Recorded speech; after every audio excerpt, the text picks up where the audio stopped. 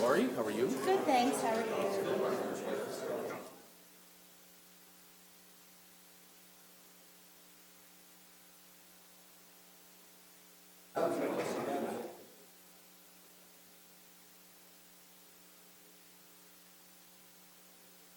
Yes. Yeah. Yes, I did. Thank you.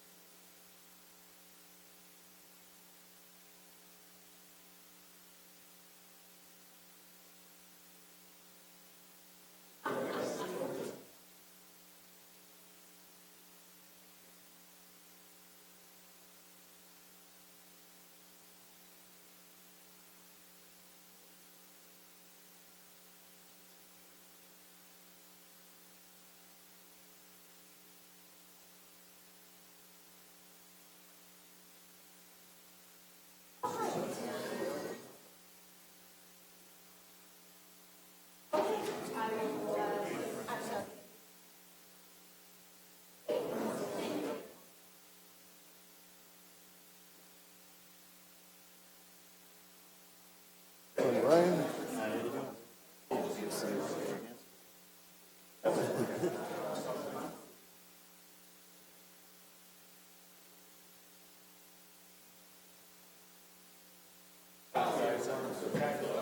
Yeah, we lost it.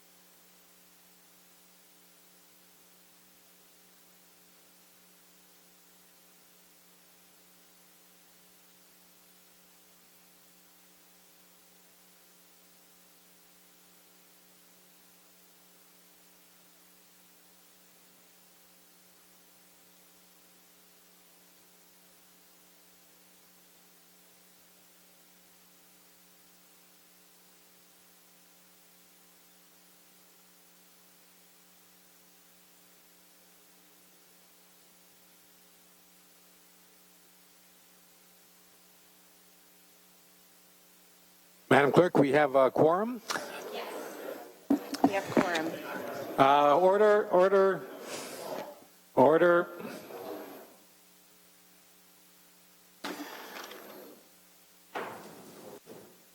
Members of the public are advised our meetings are webcast live by the City of Hamilton and temporarily archived on the city's website. Other individuals and the media may also be audibly or visually recorded at this meeting. I'm going to call up Councillor Ferguson for the ceremonial activity. Councillor Ferguson, the chair is yours.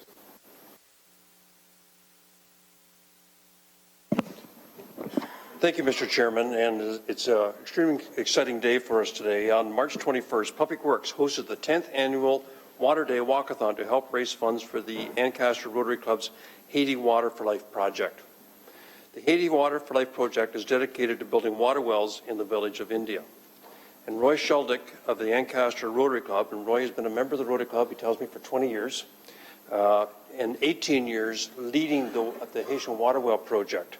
And his colleagues at Rotary International have installed about 240 wells to date in central Haiti, providing clean water to over 200,000 people.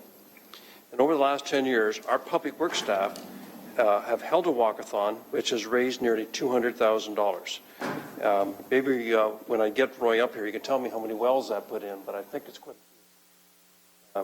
Today, we are pleased to present Roy with the proceeds from this year's walkathon.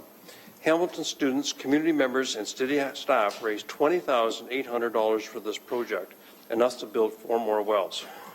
I now call on Roy Sheldick, Dan McKinnon, Shane McCauley, and to join me at the podium for the check presentation.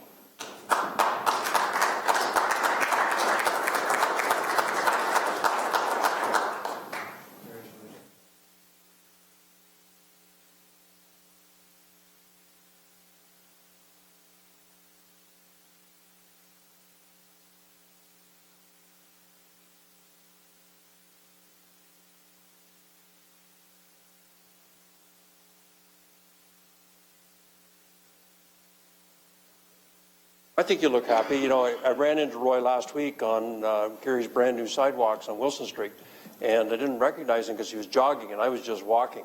And so Roy also participates in this walkathon every year and has been very committed to the community. So, yes, yeah, I'm pretty proud of that aspect of my life. I just turned 80 a couple of weeks ago, and I'm still able to go out and run 3 miles. And for a pledge or two, I'll sponsor any one of you. Just no problem. Anyhow, I'm 20 years in Rotary, and it's 18 years since we discovered the need. My congregation in Ancaster invited me to go to Haiti with my wife and some others. And while we were there helping at a hospital, I saw the need for clean water. And so it wasn't long. I'd only been in Rotary a year and a half, and it wasn't long until I started to raise money. And I put in my first grant within a year, and with the help of the Rotary Foundation, the world organization, my first grant came in at $122,500, which I said to myself, oh, great way to start. So we put our first 3 wells in, and my objective came to me in a Sarasota restaurant on our way home from Haiti, and I don't teach Christianity. I don't talk about it a whole lot, but I do live it. And that night at a restaurant in Sarasota, I honestly feel in my heart that God spoke to me and gave me the figure 200 wells. Go home, you're a Rotarian now, go home and start drilling 200. Well, I took that on very seriously and put in our first 3 and then our first 100 and then our first 200. We're at 251 today and 737 latrines. So there are villages with all kinds of latrines and all kinds of clean water. And, you know, we figure we've maybe saved somewhere around 20,000 children's lives because 2 in 5 were dying before they were 5 years of age. And so all of these kinds of things happen. We had a mother come up to us one day and say, you know, sir, she says, I want you to be aware that when Rotary came to our village, our babies stopped dying. And, you know, I say to you people in the room today, don't for 1 minute think that a mother in Haiti doesn't grieve as much as a mother would here in Canada. And for us, myself and my Rotary Club and all of my friends that help us raise this money, and now you guys, you people, your department, every year give your heart and soul to helping me with this. And with the $200,000 that we've raised with your organization, with your help, has put in 40 wells of maybe 400 people per well. Goodness, just think. I keep thinking of those children that we've saved. Those children that we've saved are now going to school. And who knows, but one day one of them might be the head of that country. So I can't thank you enough, folks. Thank you so much.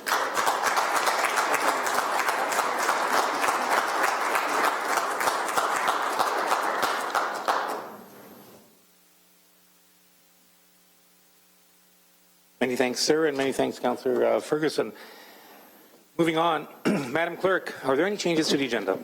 Yes, Mr. Chair. The delegation from Ryan Huizinga respecting an installation of a four-way stop at Powerline Road and Linden Road has been withdrawn.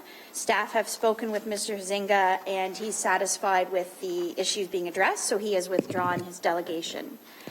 Item 9.1, motion respecting area rating special capital reserve funded projects by Councillor Jackson has been amended, and an amended version of the motion has been distributed.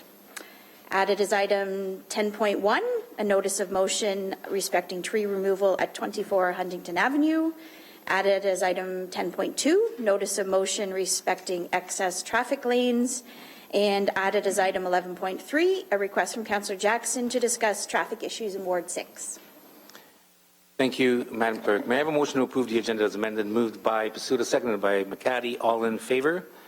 Carried. Are there any declarations of interest? Hearing none.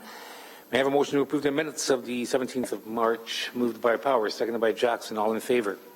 Carried. Moving on to delegation requests. We have a delegation request for June 2nd, 2004 Public Works Committee meeting from Michelle Martin, Community Access to Transportation, respecting a city-funded bus training project. Motion, please. Collins, Pasuta, all in favor? Carried. On consent items, we have 5.1. Any discussion? Hearing none. Pasuta, Jackson, all in favor? On 5.2, any discussion? Hearing none. Moved by Collins, seconded by Powers. All in favor? Carried. Moving on to the public hearings and delegations. As noted by committee clerk, the delegation request from Ryan Huizinga respecting the installation of a four-way stop at Powerline Road and Linden Road has been withdrawn on 6.1. On 6.2, a delegation by Alan Hensel respecting stewards of Coots Watershed. We now have a delegation from Alan Hansel respecting the stewards of Coots Watershed. Mr. Hansel, can you please come down to the mic?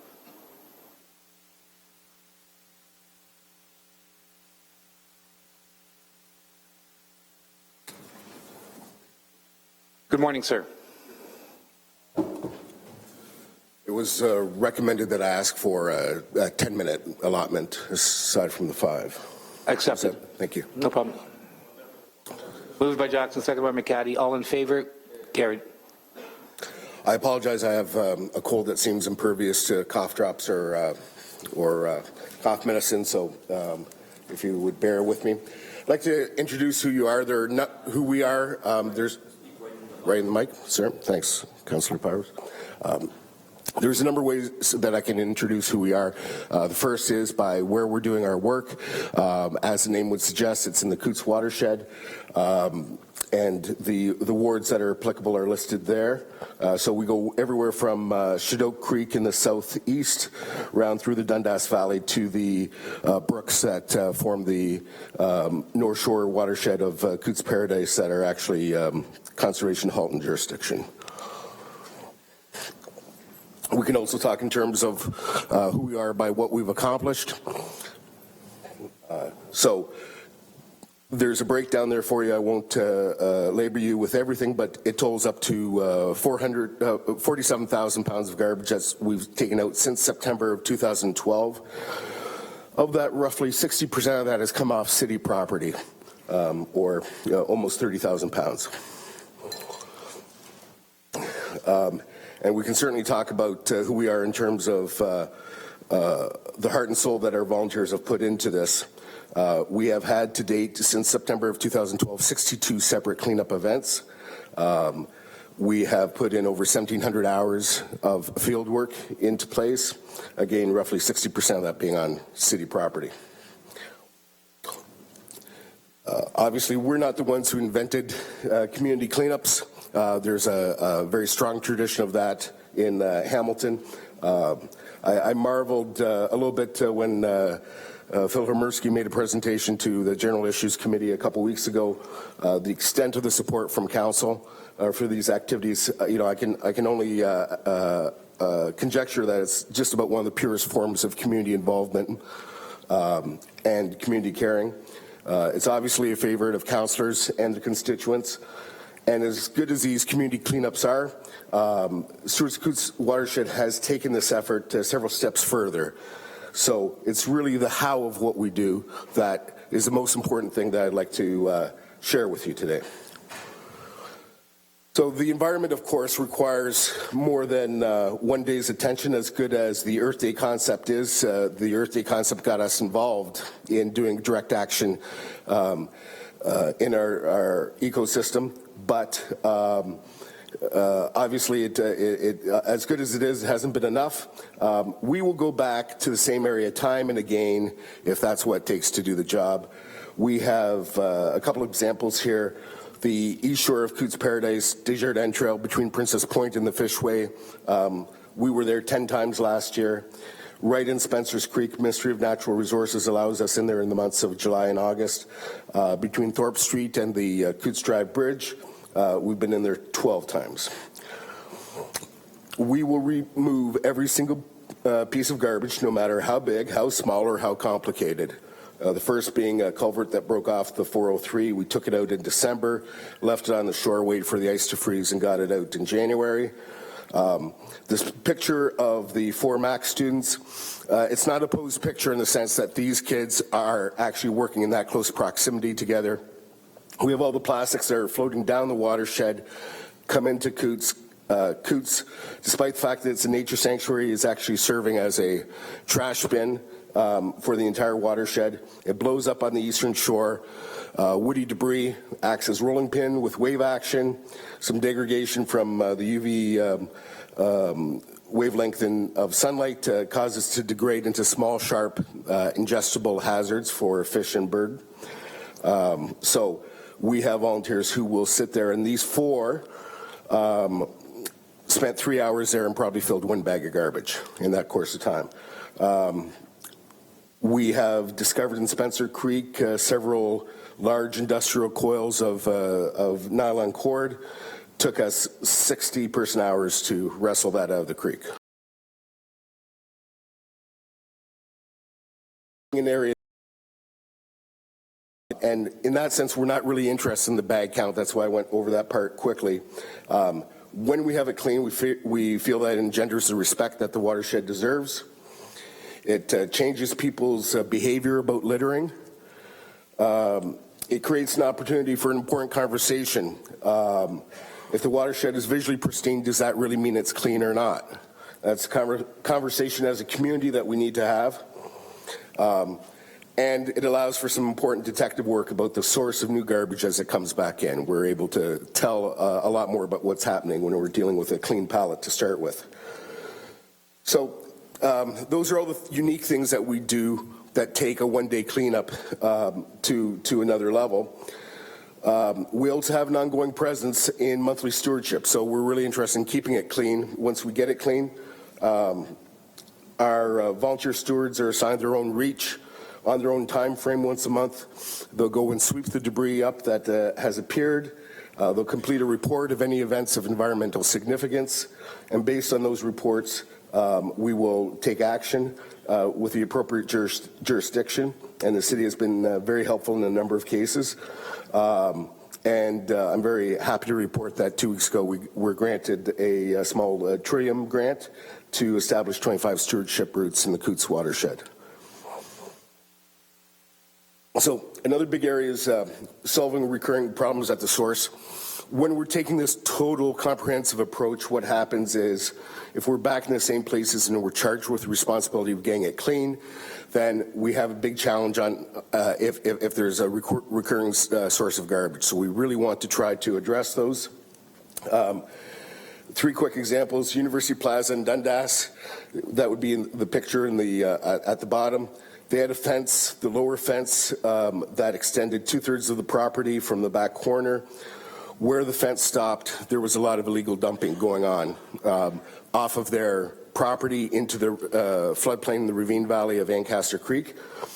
I simply mentioned to them that the ravine side was their property and that if they put a fence up, they could probably save themselves a lot of aggravation. I mentioned that casually in September of 2012. By December of 2012, a fence was up. So it's a great example of cooperation within the community, and this really will serve as a template for us in trying to encourage other people to put debris fences up on their property. We have had many issues that involve city, and I know it's not terribly popular, but I have to say that the staff that the councillor of the particular ward that I'm dealing with in these cases, the senior staff that I'm directed to, universally, I've always had very good response from them, very proactive, very interested in dealing with the issues. So I can't say enough about the quality of city staff. One example being, we found Zamboni scrapings off of Kreitmeyer Arena. At the end of the year, when the paint is getting scraped up, we're left with a blue and pink goo on the hillside that drains into Spencer's Creek. This happens in one form or another at 21 arenas across the city. Based on our conversation with the city, they came in and adopted best management practice for this particular situation, which involves a sand pad that gets put down, the paint gets trapped in the sand is then okay to take to a land transfer station. We have found major cross connections and had a very strong response from the city on that. We like to do innovative solutions wherever we can. This is a picture of a natural debris boom, and it may be a little bit hard to see, but about 10 or 15% of that is floating garbage. We are presently working through with HCA for regulatory approval to put a boom up at the Spencer Creek and Shadow Creek where they enter into Coots Paradise. This picture, more than anything else, summarizes what we're all about. Everything that's coming down from our communities, our neighborhoods, our commercial areas, and coalescing and ending up in Coots Paradise. This picture shows exactly what's going on, and again engenders a discussion: what else is there in the water that's coming down from our communities? So moving forward, I'm very excited to report that we're going to be hope that we will have the lower Coots watershed, that part of the watershed below the escarpment, finished by the end of next year. We have ambitions to expand to 2 other neighboring watersheds in Hamilton or Burlington in 2016. We have already gotten indications of support from the RBG and the HCA about coming together with other stakeholders, hopefully the city as well, into a campaign of not a single piece of garbage that on our watershed that will take our effort and involve more stakeholders, hopefully. So we're looking forward to the day where we can, as part of a citywide celebration, we can rent a billboard on the Gardiner Expressway that says, in Hamilton, we don't have garbage on our watershed. It's just not how we choose to live. That might be a little cheeky. It might be a little bit tongue-in-cheek. There are some people who believe I'm serious about, but at any rate, for now, it's just a nice thing to think about. Thank you very much. Thank you, sir. Thank you, sir. Are there any questions? Councillor McCaddy. Very much, Mr. Chair, and Alan, fantastic presentation. Some of us had the benefit of seeing it at the Conservation Authority as well, and I see you've modified it and added things for our benefit, which I appreciate. Mr. Chair, I think it's clear to all of us that this is an entirely different form of garbage pickup, organizing cleanups than we've seen before here in the city of Hamilton. There's an extraordinary amount of work that's done in certain problem areas.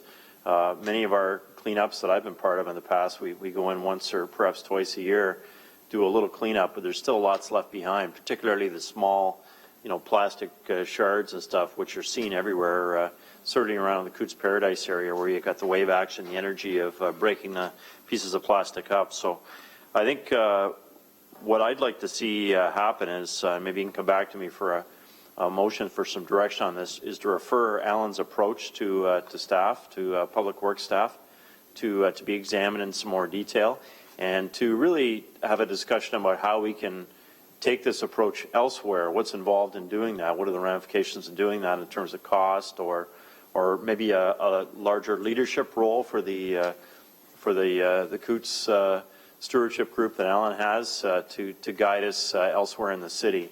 So that would be my direction, if you can come back to me after others have spoken. Thanks, Alan. Thank you, Councillor McCaddy. Councillor Powers.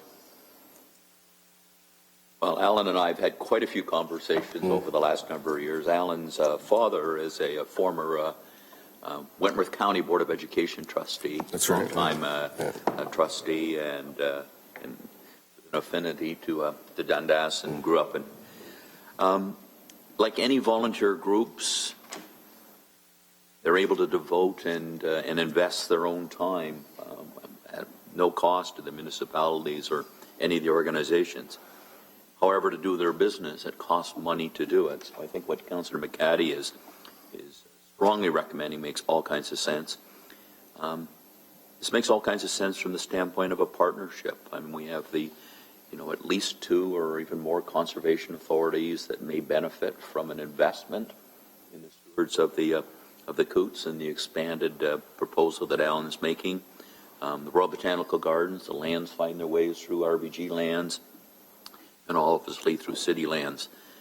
I know some of the challenge that I have, and I'm very, very grateful for the investment of time by our staff, but we just don't have the time in order to direct our attentions to continually stay on top of the Spencer Creek or the Ancaster Creek or the Cold Spring Creek or all those particular things, and where these people are prepared to volunteer not only their attention and kind of keeping their eye on the ball, it may be worthy of an investment and a partnership with all the logical partners to ensure that their work carries on, not only in the areas that already been remedied or mentioned, but other parts of the city. So I certainly would support the direction. I've started some work behind very, very early in the process. Alan came to me with a bit of frustration. We want to do the job, but we just can't come up with the equipment. So I was able to get, I had a bit of a reserve left over from the Dundas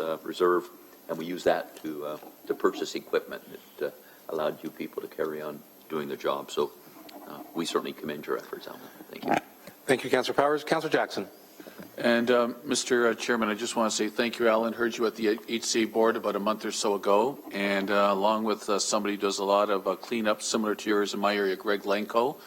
Mr. Chairman, these folks bring a mammoth amount of volunteers. They have an army of people that are devoted to what they're doing to clean up the beautiful areas of our city that sadly a segment of our population decides to make ugly and with illegal dumping. So on the one hand, I admire the tremendous amount of volunteer work. On the other hand, it disturbs and saddens me that we even need this. And in the past, I've dealt with some staff who, like Councillor Powers said, I felt maybe justified. Staff had some hesitation to get behind mammoth amount of projects like Allen's and Greg Lenko's in the Albion Falls and Punch Bowl areas of cleanup, because maybe of some concern with liability, whatever. But staff have, in my dealings with them, have come around to say, how can we best support these type of efforts? So I think Councillor McCaddy's motion is definitely in order and appropriate. Thanks, Mr. Chairman. Thanks, Alan, for all you do. Thank you. Thank you, Councillor Jackson. Councillor Ferguson. Thank you, Mr. Chairman. Alan, I appreciate your presentation. We saw it last week in my office, and it's nice. Still can't figure out how you got that culvert out, even in the summer, and then stored it on the shoreline, and once it froze over, rolled it back out. So it must have took an incredible amount of energy to pull that. It was fun. It was fun. Okay, and but I just want to thank you for the style you use. Non-combative, you're not aggressive. You lay out problems, but you lay out results, and which I appreciate that coming before. quite often we see guns a-blazing, and we didn't see that style today. So that doesn't go unnoticed, and Thank you. very much appreciate it. And I'm on to support you any way I can also. Thank you. Thank you. Thank you, Councillor Ferguson. There are no further speakers. I'll go to Councillor McCaddy for his motion. Thanks, Mr. Chair. So I would refer to staff to examine the Stewards of Cootes Paradise, Stewards of Cootes watershed model and its applicability across Hamilton. I'll take that, use that And wording. that's seconded by Councillor Powers. Councillor Powers. Madam Clerk, is that okay? And I should mention, Mr. Chair, I'll certainly be following up, helping Alan meet the appropriate staff as well, so we can help facilitate that conversation, working with Councillor. So if we can Powers include and that as perhaps an others. item B then, Yep. that there will be staff facilitation as well. That would be helpful. Yeah. Thank you. So all in favor? Carried. Thank you, sir. Thank Appreciate you. it. And motion to receive the presentation, moved by Powers, seconded by Ferguson. All in favor? Carried. Okay, moving on to presentations. Emergency detour routes. Item 7.1 is a presentation respecting emergency detour routes. I ask John Murray to please come forward.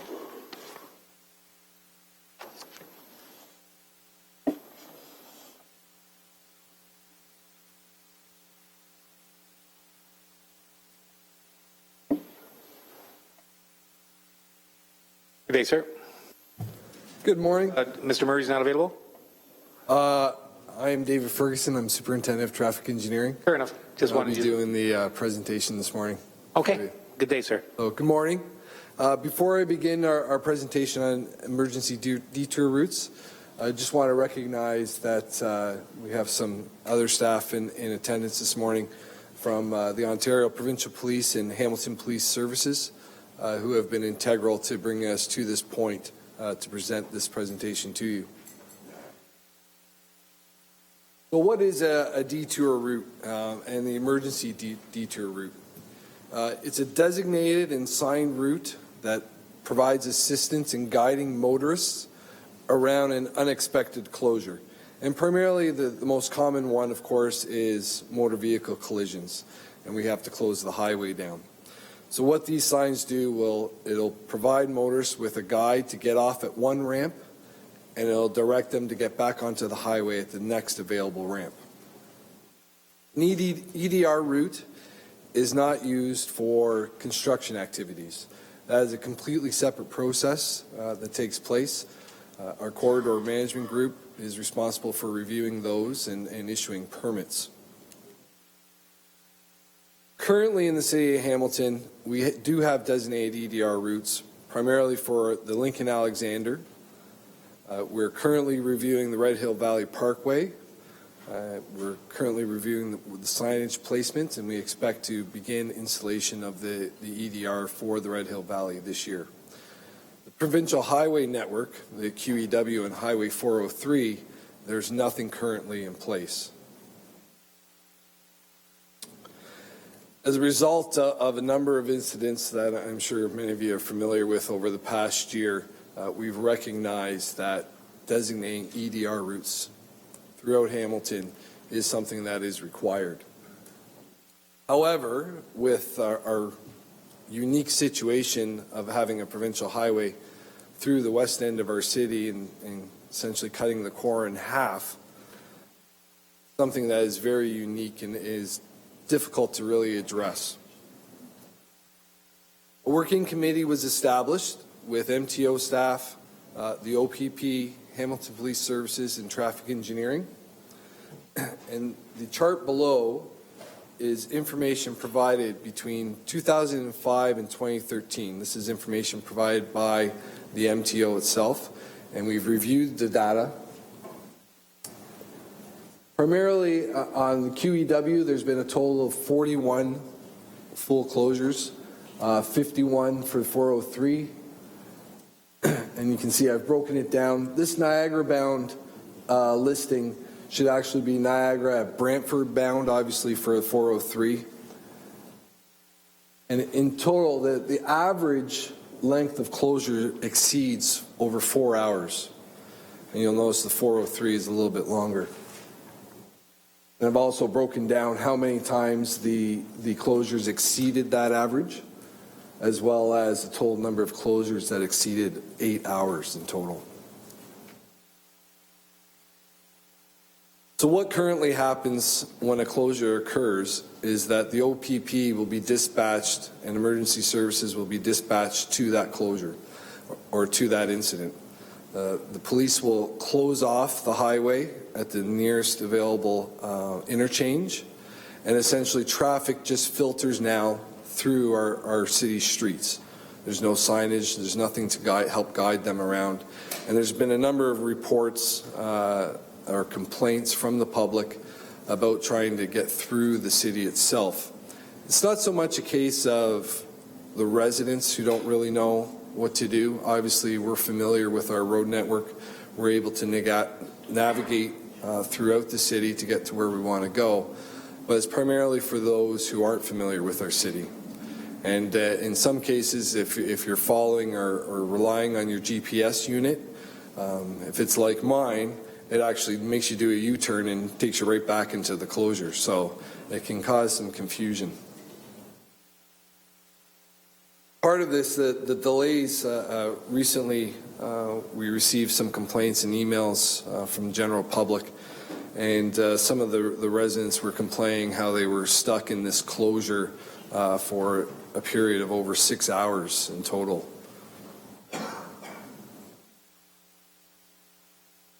So what is under review? The working committee has agreed that there is a need to establish an EDR route for the QEW and Highway 403.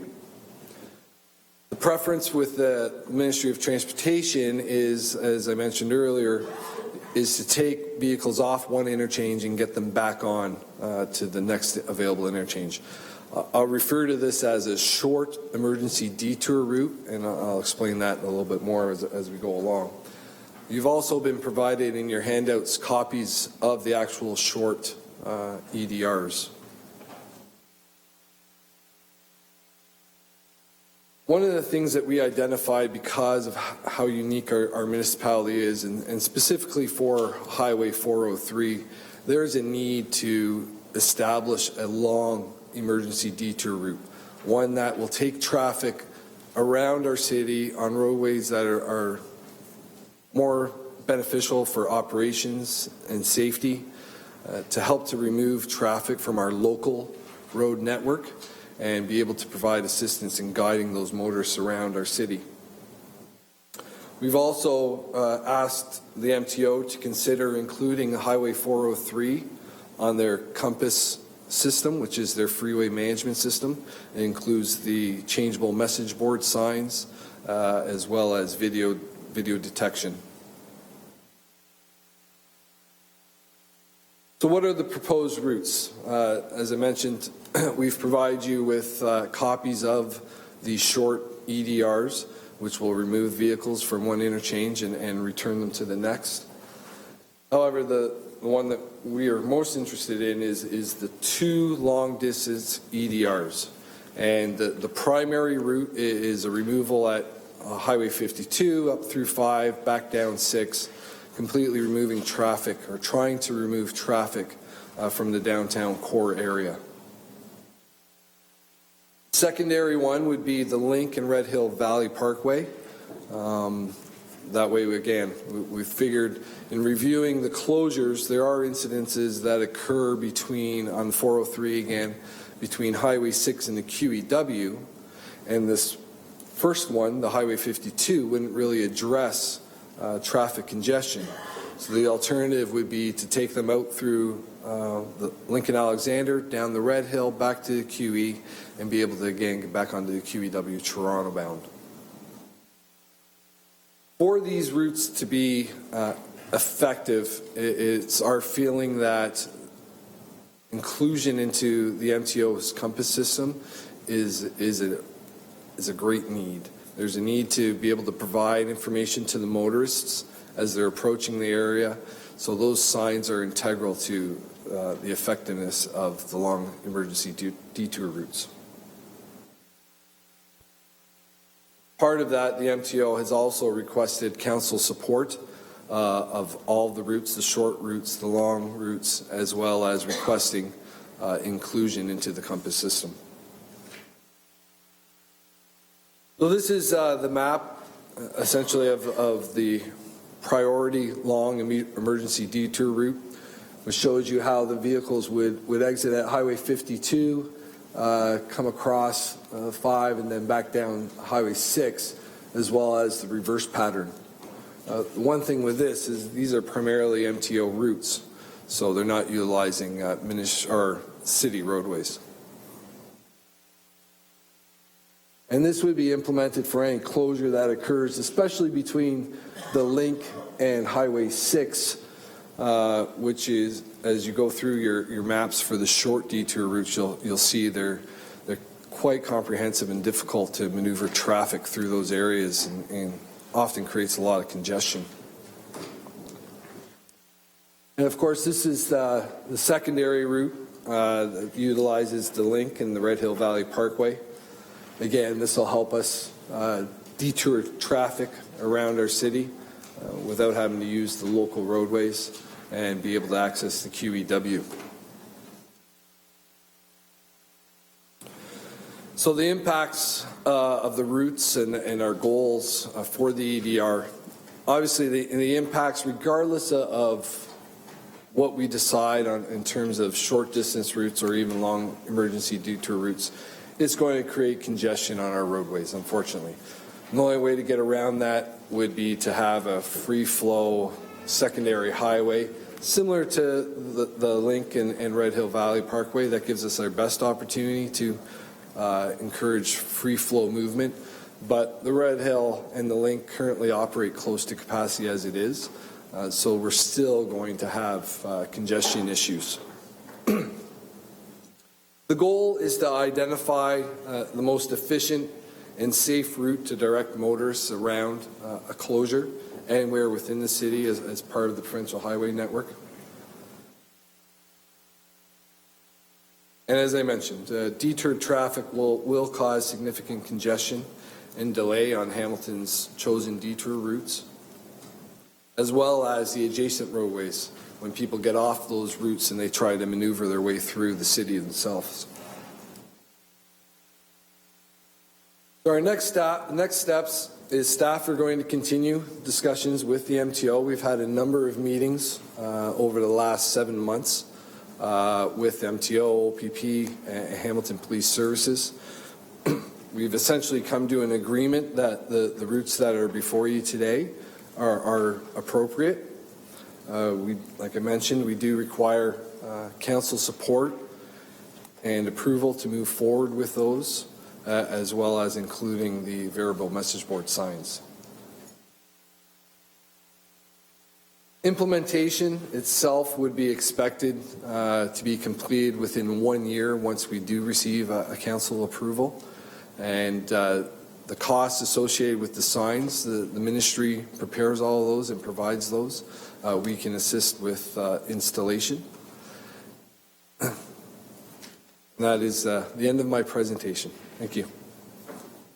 Thank you, Mr. Ferguson. And we have Councillor Ferguson as the first questioner. Thank you, Mr. Chairman. Dave, great last name. This is long overdue, through you, Mr. Chairman. I think this is taking too long to get to us. Closures on 403 are awful, particularly found. I hope, Mr. Chairman, I'll be able to ask the OPP some questions after I finish with Dave. But they seem to be weekly now. And I know last week on Twitter I was criticized for not being at a GIC meeting because I was sitting out in that darn highway.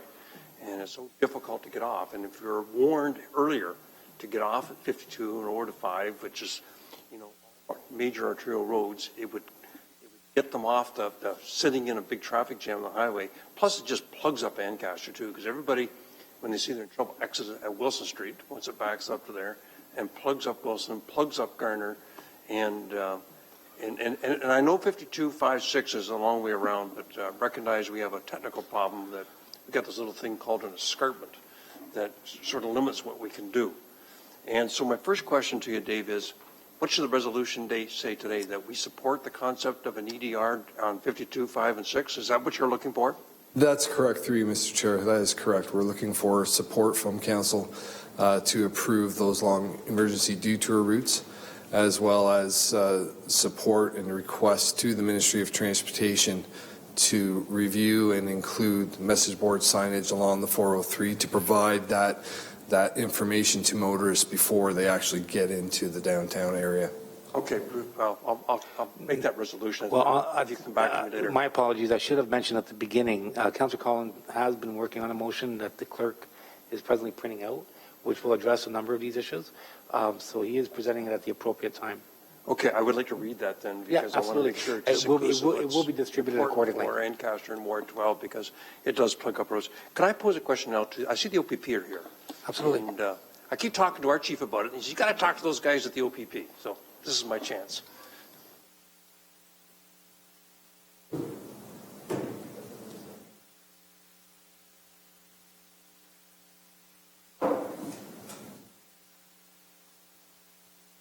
Good day, sir. Morning. Can you just identify who you are then, sir? My name's Staff Sergeant Matt Peever, Burlington Detached and Ontario Provincial Police. Okay. Staff Sergeant, I've noticed the frequency seems exponentially. Have you noticed the same? And I think the stats play that out, but what's your feeling about the number of frequency, particularly eastbound, where we seem to be having more and more accidents on that part, particularly coming down the escarpment? Yes, we do, especially this past winter. The winter has been quite havoc, but the traffic has increased and the incidents occur involving dangerous loads sometimes with vehicles, commercial vehicles, and it just takes time to clean up. And so, to you, Mr. Chairman, in your professional view, is it because they're going Is it because they're going down a grade? Is it because we've got significantly more traffic on the highway now? What are the reasons why you see that we're suddenly seeing a significant spike in the number of major collisions? I believe it's the traffic. It's very much higher than it was 10 years ago. And a lot of it also on drivers. They don't seem to be adjusting to traffic conditions. Traffic's heavy, they don't slow down, or they follow too closely, and as soon as something happens, we have a chain reaction and creates problems. Okay, and the question I get asked constantly by my community, because I represent Ancaster, who come down that hill every morning, is they seem to feel, and I agree with them, that you're taking up. Is that because the insurance industry has put pressure on the police to gather more information at the scene because of a legal decision? But you seem to be taking hours and hours and hours to reopen after a collision rather than getting it cleaned up as expeditiously as you can. If it involves personal injuries or fatalities, yes, it would take much longer because we have to gather evidence, be more specific for court purposes.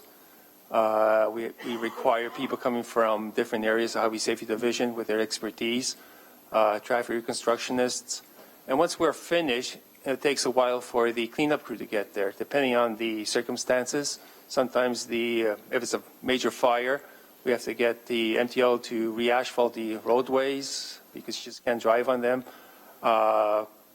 Heavy-duty equipment for tractor-trailers takes a while to get there, and sometimes these tractor-trailers are loaded with different goods. We have to be careful how we unload them, and so forth and so on. But you've always had those problems, but in the last 3 to 4 years, it seems you're taking a lot longer. Have you enhanced or are you taking longer now because of pressures to investigate these things more before you actually open up traffic, or is that just coincidental? There are circumstances where we have to be more specific. We were 10, 12 years ago for court purposes, especially if we lay criminal charges. We have to have our ducks in a row to make sure everything is looked after, and it just takes longer. Okay, is there anything we as a member of council can do to help you clean these sites up a little quicker, or any kind of resolution to the Attorney General or to the Commissioner of the OPP or to elected officials to help us get these sites cleaned up more expeditiously? I know the command staff at OPP are always looking into these matters, and they're having discussions with the Minister of Transportation. And to give the exact answer would be more appropriate for those individuals to answer these questions at the highest level. Okay.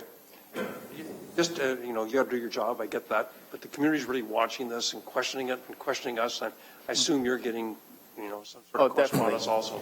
Definitely from the community and from Ford company, like major Ford company or major industries where they have to get their vehicles, their parts on time, and we're trying to open as fast as we can.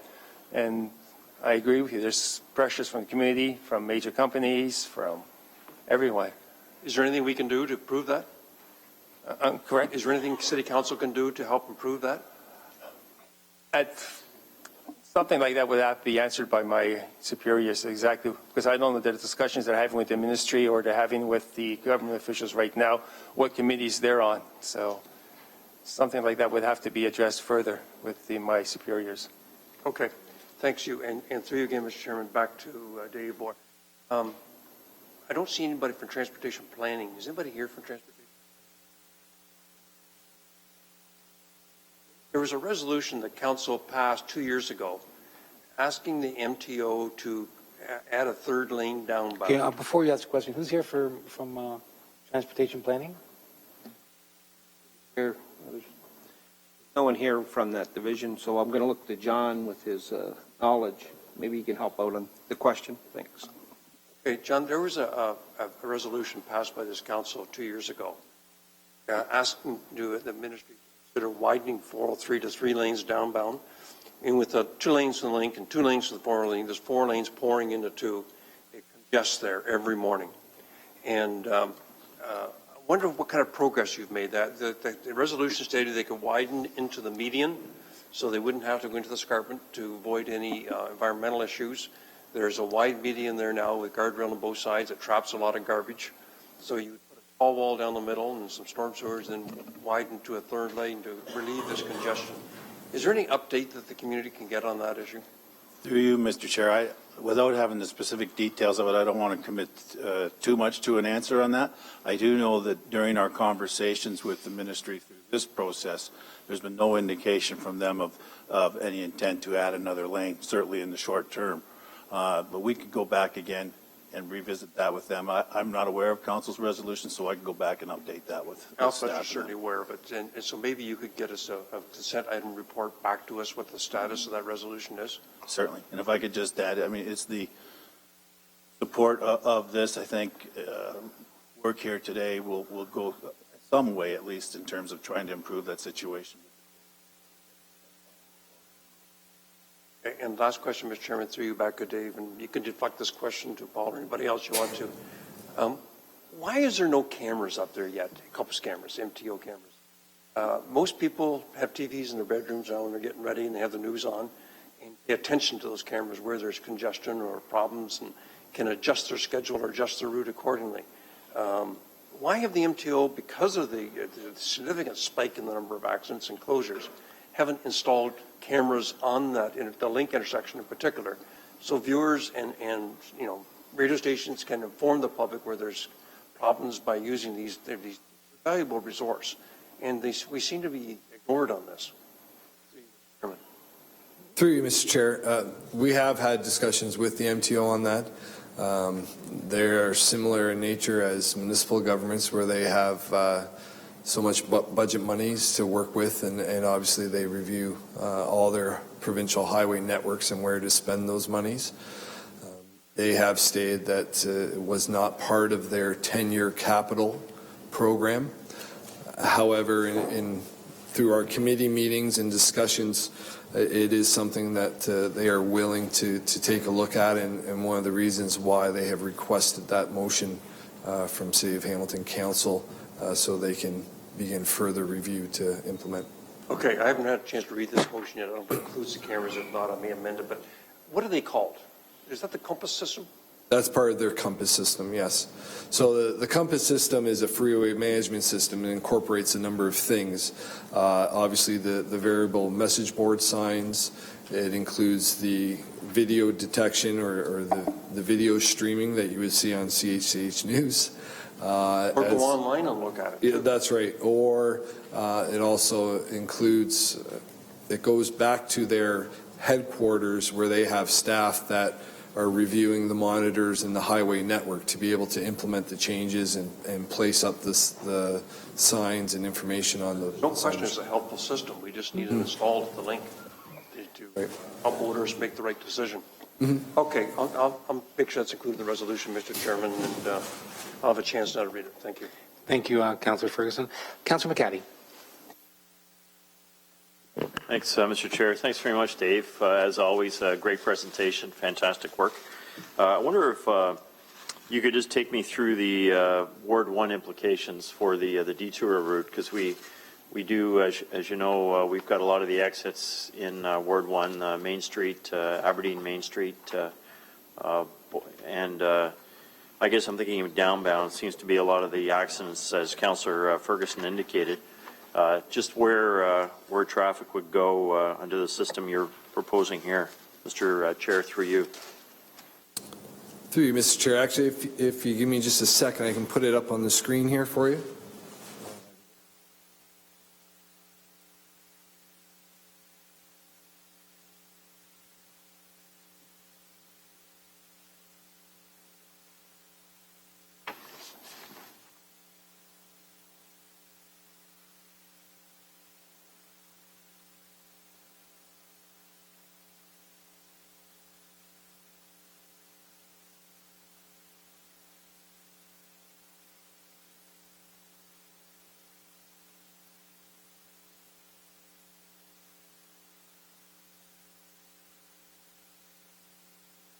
So this is the short detour routing for the 403.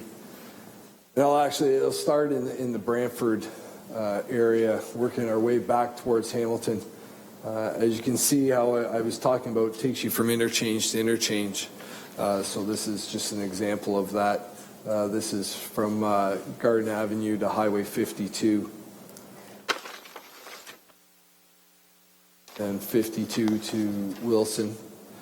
Staff, when reviewing the routes, tried to identify the most appropriate and safest routes. This is an example here where vehicles would come off Wilson.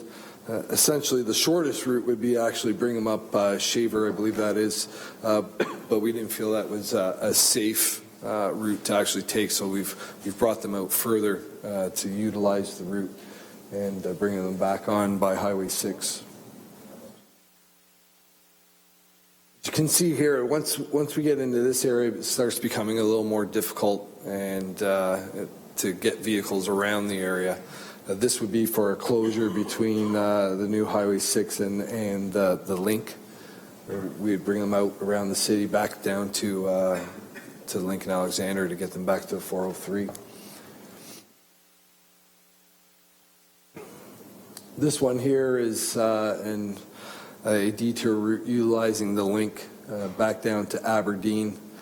As you can see now, we're starting to get into the local, really get into the local road network and into the areas where we have a lot of vehicle operations. One of the things we've discussed at our committee meetings is once we get into this area, this is where the long emergency detour routing really needs to start being implemented. Rather than encouraging to get into these local roadways. As you see here, and now we get down in sort of to the west end, the core area here. This is from Aberdeen to King Street. You know, if you're taking a lot of highway volumes and pushing them onto these roadways, it's going to create a lot of congestion and a lot of frustration towards motorists. So that's Mr. Chair, I wonder if I could just ask Dave to go into some detail on this one, because this is sort of the core area that does see a lot of the problems. Maybe just so looks like coming off Aberdeen, the eastbound one, for example, the blue, is that and is that Longwood, or just maybe take me through where that goes? That's right. It's going to take you down, back down to Main Street, and connecting you back onto the highway at King Street to bring you back onto the 403. As well as vice versa. It's going to take you off at Main, bring you all the way back around King Street, to bring you back out Longwood and Aberdeen to access Highway 403. So if you can imagine the highway traffic trying to utilize that route, that's why it's important for the long EDR. One of the discussions we've had is that these sort of more local routes or EDRs would be implemented during very short time period closures where emergency services are able to come in, they expect to get the road open quickly. This could be implemented, or during off-peak hours. So either late at night, early morning hours when traffic volumes are much lower. We're not going to create a lot of congestion and issues that way. Yeah, so Mr. Chair, I'm still pretty confused by this because I'm just trying to think of the, currently if we get an accident, chaos reigns and people come off wherever they come off and they go wherever they want to go, and the neighborhoods in Kirkendall and the area that I represent are just chaos. And I mean, so far, I've commiserated with people, but I don't know what I can really tell them, and it doesn't look like what we've got here is that much different than what happens in practice now. Am I right? Probably one of the only benefits might be that we can actually guide people to take this road instead of this road. Currently, they might just go wherever they feel like it. But these accidents occur any time of day, and it's unclear to me how we can get people to use a route at a certain time of day. People are going to use it whenever the accident occurs. Is that not the case? It could be, 12 noon when everything's very busy already. I'm just trying to understand the benefit, or not the benefit, because I think there's probably an overall benefit for the city for the motorists that are moving through Hamilton on the highway. But how is it going to help in the neighborhood? Through you, Mr. Chair. So if we look at it, and we'll just use numbers to make it a little easier. If the highway is carrying, let's say 50,000 vehicles an hour, and an incident occurs, if we're able to implement the long EDR, we're able to implement the message board signage, we're hoping to educate the motorists or provide information to the motorists well before they get into this area. So currently those 50,000 vehicles are using these, we'll say the EDR routes to get around a closure. Hopefully going forward now, we're able to cut those volumes down to a third. So, we're providing information early enough to the motorists on the 403. They then begin using the long EDR routes. So maybe now those 35,000 vehicles are now using the long emergency detour route rather than these short routes. We're always going to end up in the situation where vehicles are caught within that area and they're going to have to utilize those roadways. There's no way to avoid that. And as I said before, the primary purpose of EDR routes within our municipality is to provide information to the motorist that doesn't know our city, to help them get around. Those that know the city, we're going to find our own routes and work our way around things. Okay, well, that helps, Dave. And just the last question, Mr. Chair. Following up on Councillor Fergus's comments, MTO was here a couple of weeks ago, and or perhaps it was even our last meeting, and I asked them about the expansion of 403 downbound that between Ancaster and the West Mountain and the area that I represent.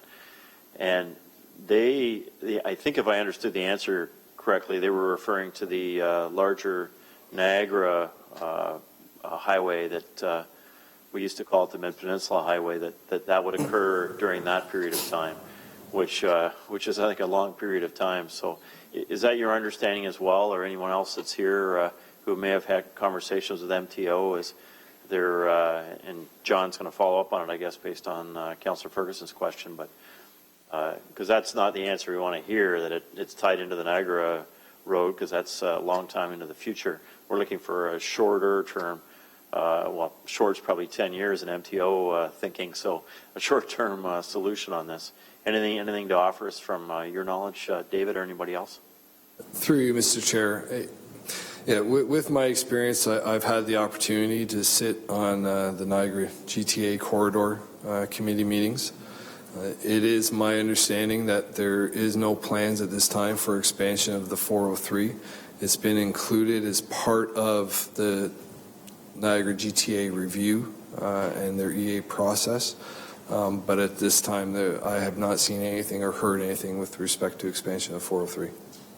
Well, that's really good to know, Mr. Chair, because that gives us the signal that we need to focus specifically on that 403 issue rather than the much larger issues that it sounds like it's being tied up into. So that's our task to focus on that. Thank you. Thanks, Dave. Thank you, Councillor McCaddy. We have no further questionnaires, so therefore, moved by Collins, seconded by Ferguson, that we received the presentation, and I appreciate your time, Mr. Ferguson. Thank you. All in favor?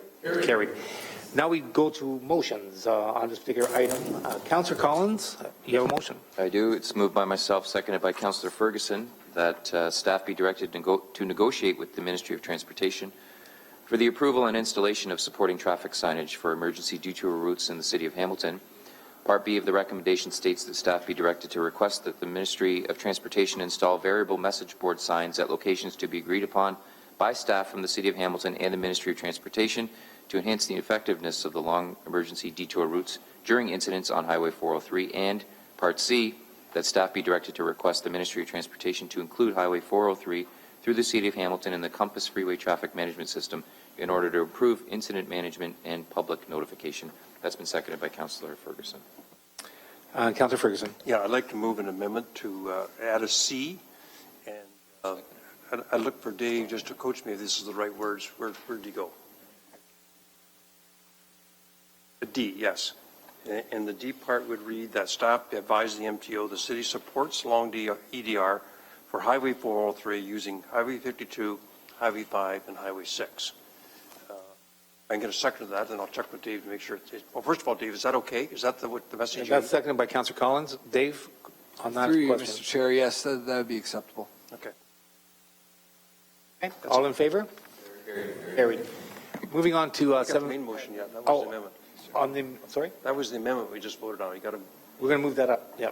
So on the main motion? You have to vote on that. Oh, sorry, yes. On the main motion, all in favor? Carried. Now moving on to 7.2.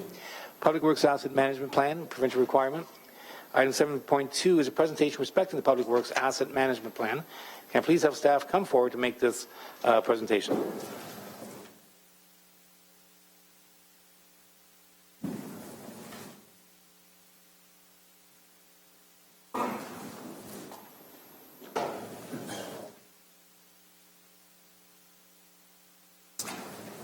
Through you, Mr. Chair. My name is John Murray. I'm going to present the Public Works Asset Management Plan. The reason why we're bringing this forward today is it was actually a requirement of the province that every municipality in Ontario must have an asset management plan in place to qualify for future capital funding. So as per the other municipalities in the province, we brought our asset management plan forward. This came out of the Building Together guide put forward by the province, and included in the guide was actually a guide on how to prepare a municipal asset management plan. So we followed that, to the tune to make sure we meet all of the requirements. The province going forward are looking at the asset management plans as a living document. So they want each municipality to do a continuous improvement process and to bring future iterations forward. So we're thinking of doing a 3 to 4 year update on our asset management plan. As specified in the guide, at a minimum, the plans must follow the core infrastructure systems. So that would be the roads, the bridges, water, wastewater, and social housing. This Public Works Asset Management Plan, we've covered roads, bridges, water, wastewater, and we also included stormwater to finish up the rates portion. About 10 months ago, we met with our colleagues in Hamilton Housing. We discussed our approach. They're going to do their own asset management plan for social housing. It'll have the same look and feel, but because we report to different governing bodies, they're going to bring forward a separate plan for the social housing. The province requested that we have a 10-year time frame. So that 10-year time frame, we're going to have a plan on what we're going to do to the infrastructure across that 10 years. And in time, we fully expect that the scope will be expanded to include all of the other asset categories within the city. So we're going to, over the next number of years, we intend to produce asset management plans for all of the infrastructure categories. What is the difference between an asset management plan and the state of the infrastructure reports? In this council chamber, we've been bringing state of the infrastructure reports forward since 2005, and we're quite well versed in that in Hamilton. So I put a table together just to show you the differences. The state of the infrastructure, first of all, within the asset management plan, one of the sections does include a state of the infrastructure section, so it's actually part of the new asset management plan. The state of the infrastructure report was really, it was a communication tool. It looked at the inventory of assets that we own, as you know, the overall valuation, and it quantified the infrastructure deficit that we have today. But it was very much a snapshot in time. It kind of looked at that period in time and give us a grade to our various asset categories. The asset management plan goes over and above that. It's very much a management tool looking forward into the future. We don't just look at the issues we have to face, but we start to identify the solutions. And we've documented how we're going to manage risk and how we're looking to close some of the gaps as we move forward. So very much long-term in focus. It's the next 10 years. What are we going to do to the infrastructure? And very much a service-based management tool. How do we look at the investments in the infrastructure? How do we tie that to the services that we provide? So our asset management plan, we've completely followed the provincial framework that they asked for. And they asked for the table of contents as listed. So we had to include an executive summary. In the introduction section, we had to align to the municipal strategic plan. You'll see we've done that. We needed an updated state of the local infrastructure section. We've completed that.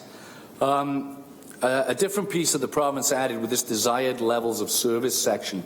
So they wanted each municipality to look at the investments that they put into infrastructure and to tie that back to the services they provide and what level of service were they providing through those investments. So I'll go through that as we move forward. The asset management strategy section, that's really what are the best practices, what are the managerial processes, procedures that we have in place to deliver the best 10-year plan for those infrastructure categories. That's been documented in the plan. And then finally, the financing strategy. How do we ensure that we have the funding in place to deliver that 10-year strategy? So, and sorry, if that last slide, the next slides will then follow items 2 to 6. And I just have one slide to show you we met the requirements of what the province asked for in the asset management plan. So throughout the plan, we aligned to the strategic plan. So we've aligned the asset management plan to the vision, to the mission statements in the city, and to some of the key strategic objectives that are within Hamilton's strategic plan. So strategic objective 1.2, to continue to prioritize capital infrastructure projects to the best community benefit. The asset management plan actually documents the procedures and tools that will help us to optimize our capital expenditures. Strategic objective 1.6, to enhance overall sustainability. The asset management plan actually looks at how we can develop a level of service framework so that we produce that financial sustainability into the future. One of the sections the province asked for was an updated state of the infrastructure reports. As I said, we've done these since 2005. Our latest comprehensive one was 2009. This is an update to the 4 categories. And we held workshops in the 3rd and 4th quarter of last year with all of the staff in water, wastewater, stormwater, roads and bridges programs. You'll see the table shows we now have $14.4 billion worth of infrastructure. Hamilton has a C grade overall across all of those categories, and we have a slight downward trend on that C. The desired levels of service section that was asked for by the province, they asked us to include some of the trends that influence the levels of service we provide today, and also how those trends will affect that level of service over the next 10 years. And this slide actually speaks volumes to why we're at a C and we have a slight downward trend. So there's some key influencing factors such as climate change. We've had significant flooding events over the last 8 years. This has led to more pressure on our underground networks, more flooding on our roadways. We look at the extreme winter that we just went through. That's had a significant impact on our road network as well. If we look at aging infrastructure, this is certainly an issue for Hamilton compared with some of our neighbouring municipalities, as we know. One of the stats, 25% of our water mains are now 75 years or older, so we have a significant aging infrastructure. Uncertainty in growth forecasts, that's not so just unique to Hamilton. In the places to grow, a lot of areas are not getting the growth forecasts that were projected. Declines in water consumption, this was certainly big on the rate side of life. That trend has been going on for a number of years, and there's less revenues coming in for water, wastewater and stormwater.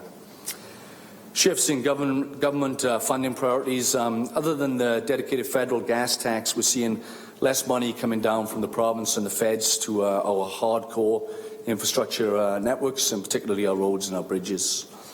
Active transportation options, this is obviously a good thing for the city moving forward, but there is a pressure, the right-of-way, there's more competing needs.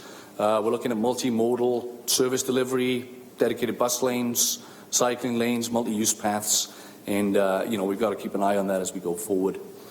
The underfunded transportation network, we have 6,500 lane kilometres of road, 300 bridge structures over 3 metres. Very difficult for us to take care of all of that as we move forward without some money coming down from the province and the feds. And overall, municipal affordability, how do we balance it across all the services? Within the desired levels of service piece that the province is asking for, as I said, they wanted us to tie our infrastructure investments back to the core services that we provide. And when staff looked at this section, we met all the requirements that the province asked for, but it was well noted that we're very good at tracking the technical levels of service. So we're good at saying, from all of the condition elements on a bridge, we know the bridge has an overall bridge condition index of this value. We're very good at saying, we have so many water main breaks per kilometre of pipe. But we recognise that in future iterations of the plan, we've got to tie this back more to customer language, more to the citizens' language within the city.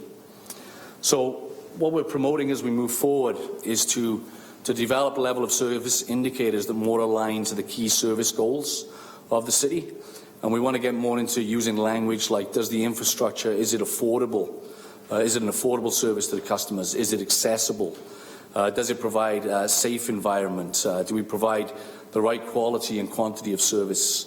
Is our infrastructure services, are they reliable with an uninterrupted service?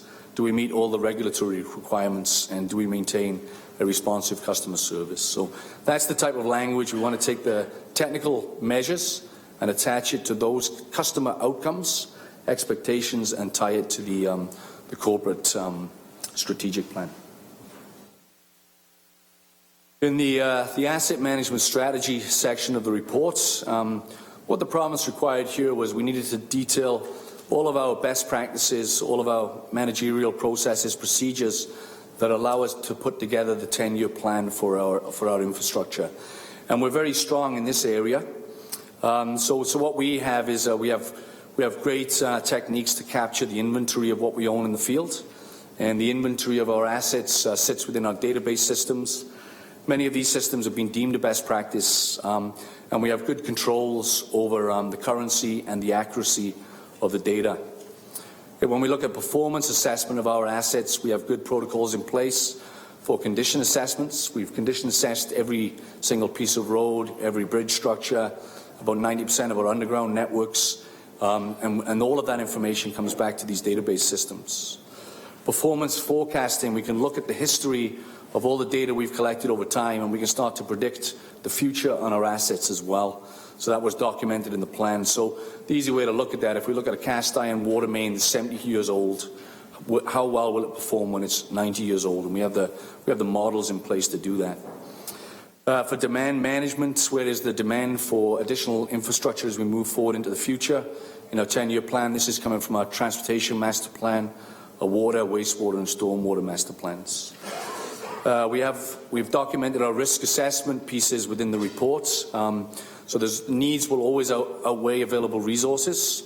So in risk management, we look at the probability of an asset's failure multiplied by the consequence of failure, and we've ranked our assets, whether they're high critical, medium or low critical, and this helps us bring the right components forward into the capital plans. Life cycle analysis is simply knowing how to do the right thing to the right asset at the right time over its life. And in Hamilton, we're very good at coordinated decision making. So when we're looking at a municipal right-of-way, we're bringing forward the road elements, the water, the sewer elements together, and we're coordinating those capital projects into package projects in the field.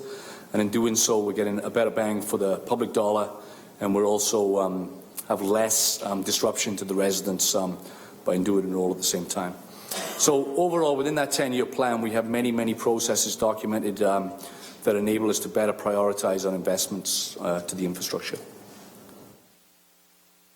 The financial strategy also documented within the plan.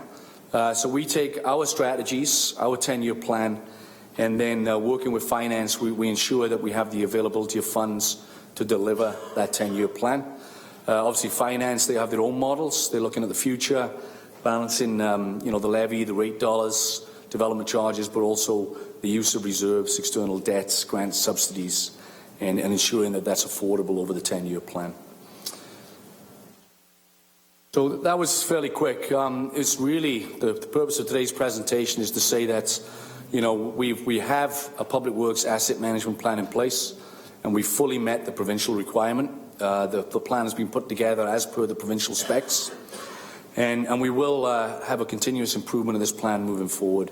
So we want to continue the development of the level of service framework, especially tying those infrastructure investments back to the service outcomes for the residents, and that will be coordinated with the work being done at the corporate level, service delivery and business planning processes.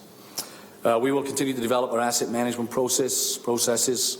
We'll continue to improve the alignment between the asset management plan and the financial plans with our corporate finance staff, and in time we'll expand the scope to all of the other asset classes within the city. Thank you very much. John, and we do have speakers in Councillor Powers, McCaddy, and Jackson. Please put me on the list for comments, please, Councillor. Okay, questions then? Councillor McCaddy.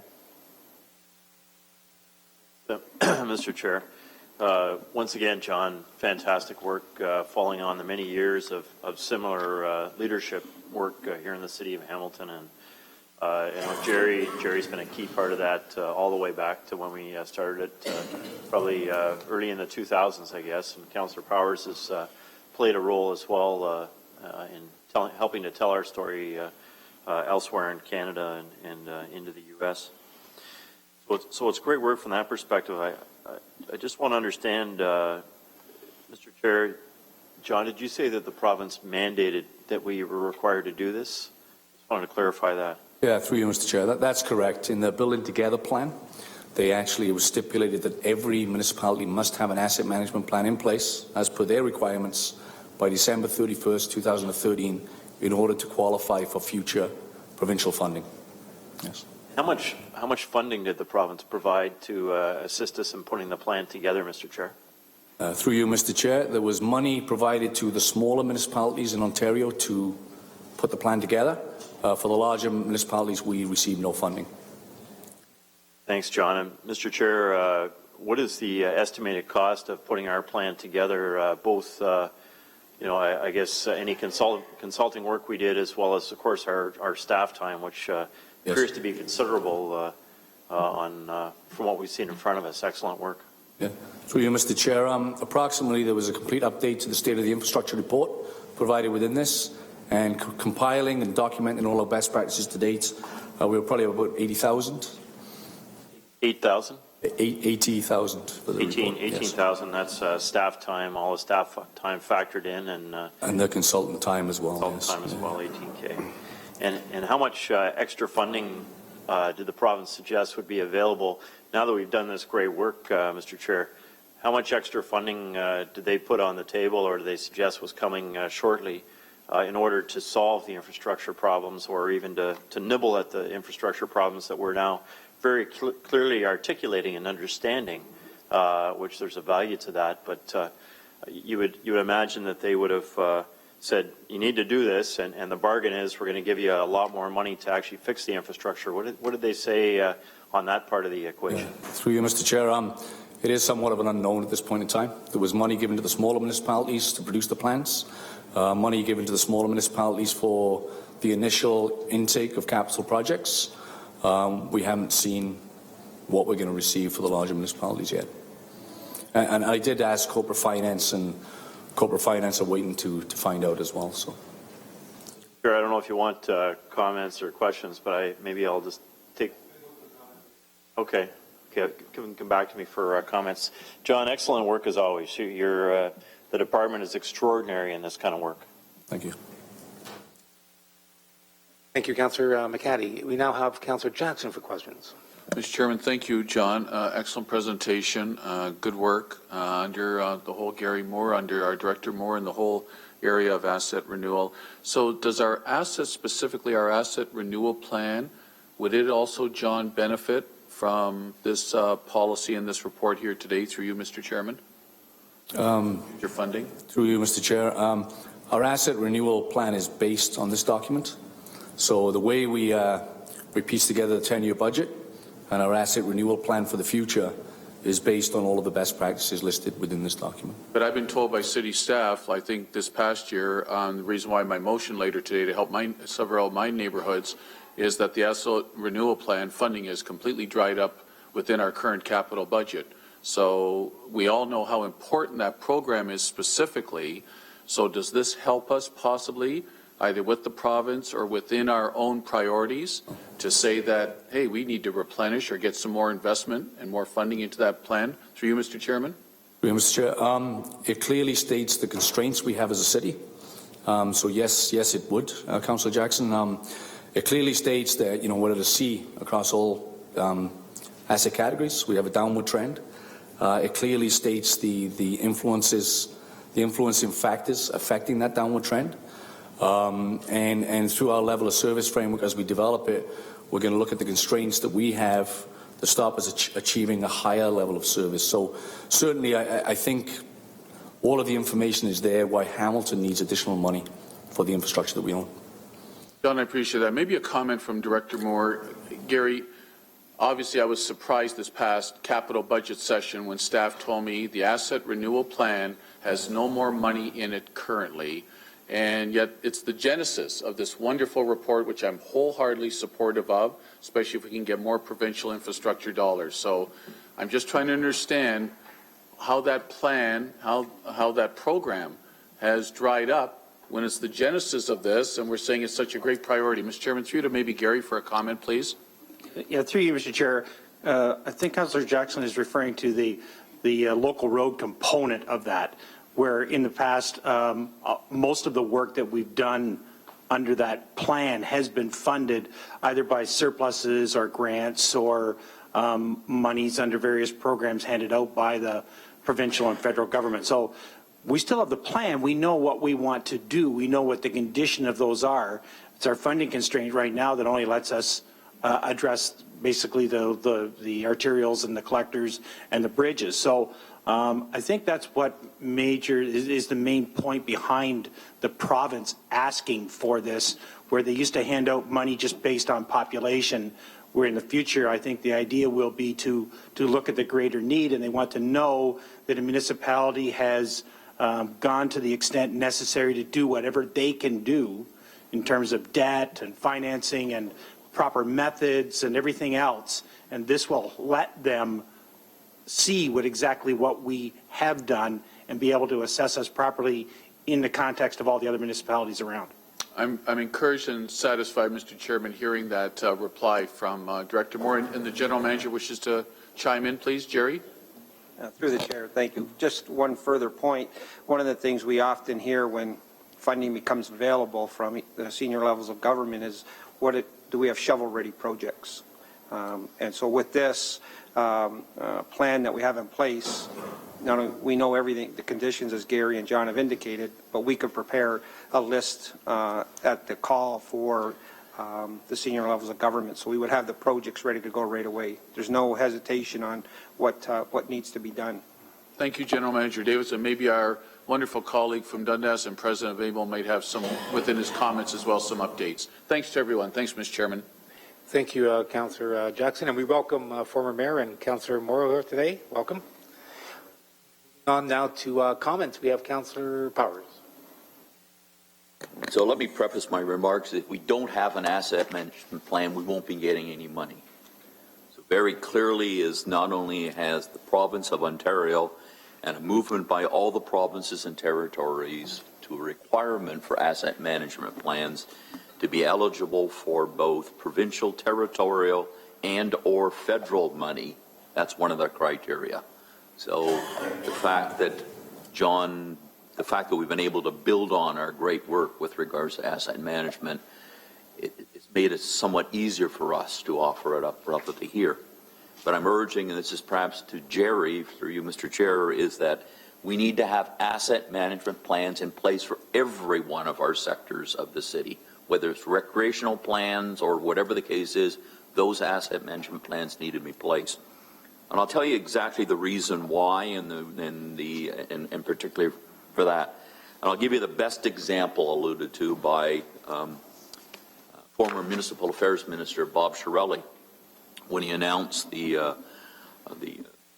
investment of the flow of money to provide asset management plans to the smaller municipalities who either don't have capacity to do the work or didn't feel the urgency of it. A local municipality, through their MPP, made an overture to get funding to support the construction of a recreational facility in their community, saying there was an absolute need for a new facility in order to provide access for their citizens to enjoy it. So they worked through and managed to come up with dollars to do it. The next year, they were back to the province asking for money, saying that we have a failing wastewater system.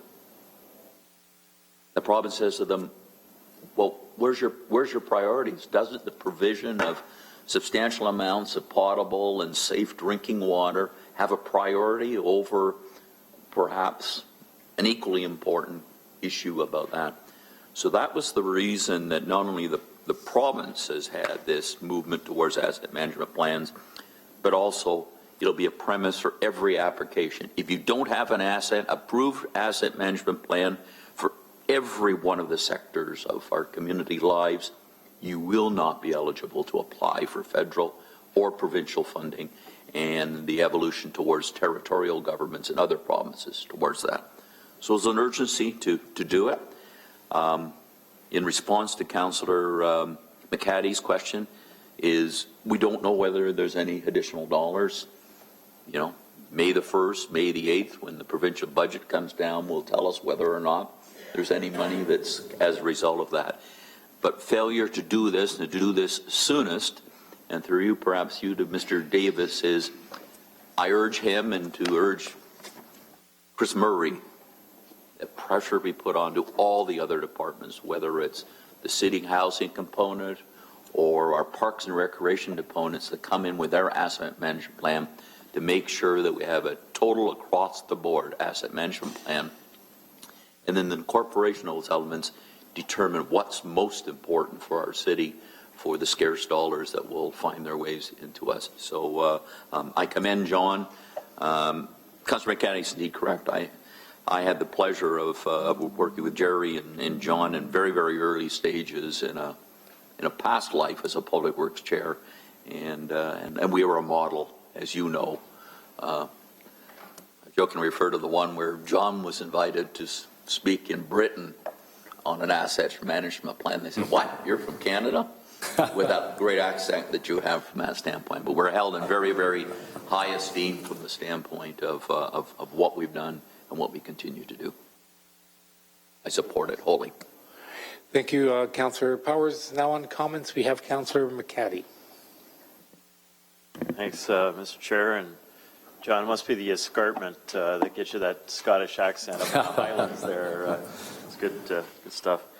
So, Mr. Chair, I guess from my perspective, I support good planning, and my background as a professional planner, and obviously I would say that I would support good planning, but I'm just searching for the words to express my dismay at the province of Ontario for this one-way request, mandating you shall or you're not going to get any money, do these plans, but there's nothing coming back the other way. There's no hint, there's no suggestion, there's no promise or anything that there's going to be additional infrastructure dollars coming from the province of Ontario or, of course, the federal government through their relationship with the federal government. So I think it's highly irresponsible of the province of Ontario. That's one of the words that comes to mind. I'm thinking of others as well.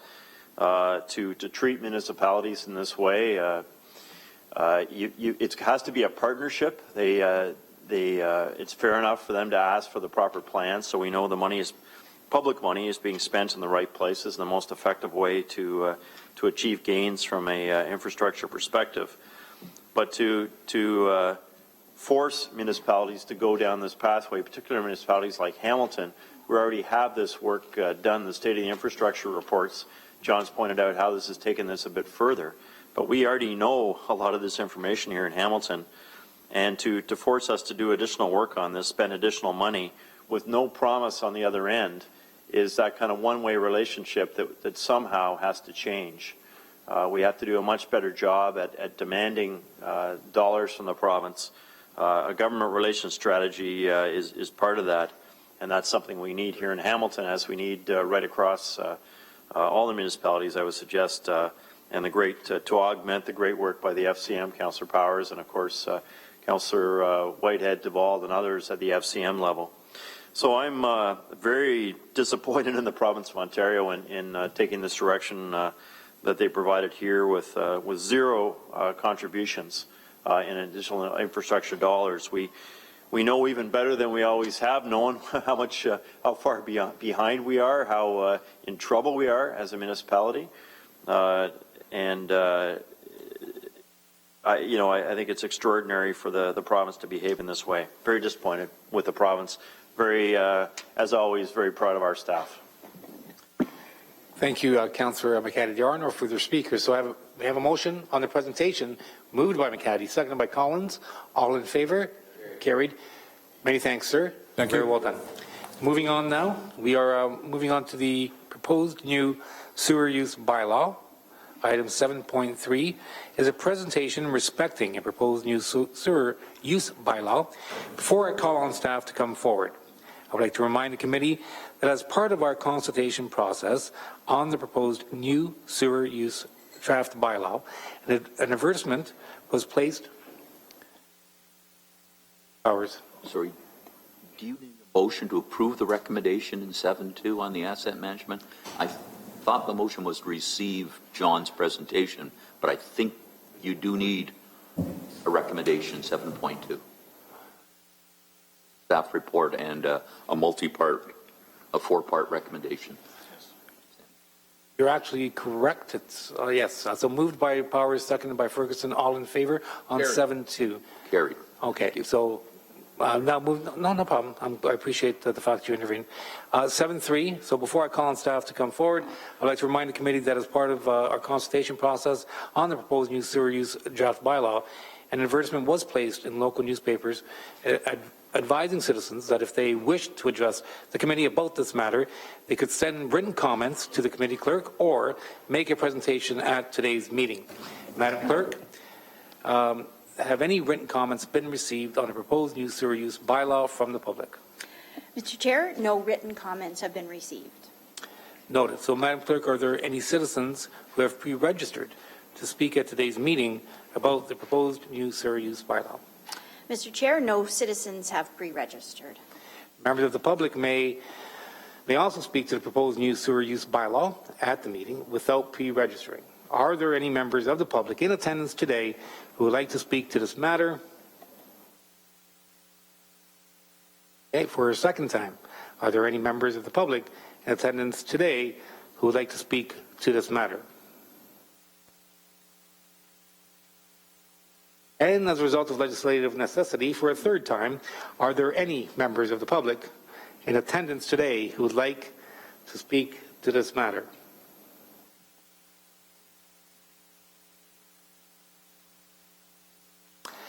I now call Carrie Vanderberg for the presentation on the proposed new sewer use bylaw.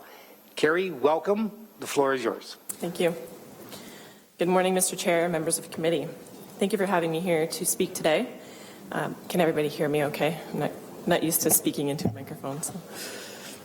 For those of you who don't know me, my name is Carrie Vanderperk, and I run the Environmental Monitoring and Enforcement Unit in the Compliance and Regulations section of Hamilton Water. I'm here to present the proposed sewer use bylaw for your consideration and ultimately to seek your approval to pass this new bylaw and associated fees and charges. So first, I'd like to introduce you to our team. We are a small but mighty group of 13 very talented individuals under the wonderful guidance and leadership of our manager, Rosa Gonzalez, and of course, our fearless leader, Dan McKinnon. We are the group charged with the task of administering and enforcing this sewer use bylaw.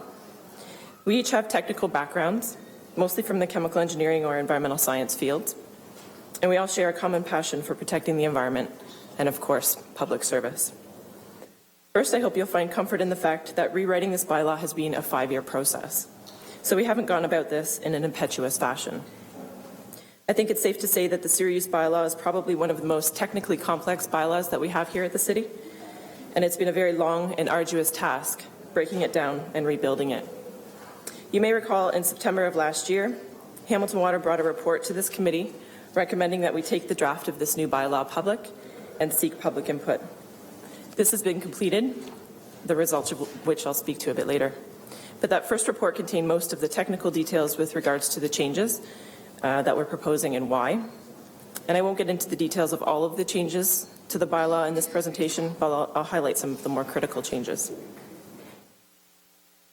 So the purpose of the sewer use bylaw in a nutshell is to regulate wastewater discharges to the city's sewer infrastructure for the overall protection of the integrity of the infrastructure, the natural environment, public health, and the safety of our sewer workers.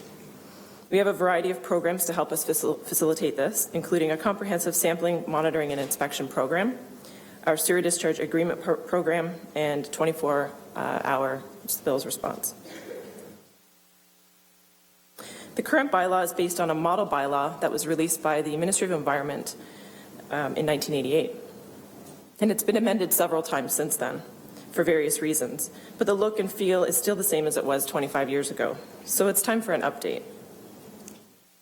In 2009, the Canadian Council of Ministers of Environment, or the CCME, released a new model sewer use bylaw. After its release, we conducted a comprehensive review and began the task of analyzing our current bylaw for gaps.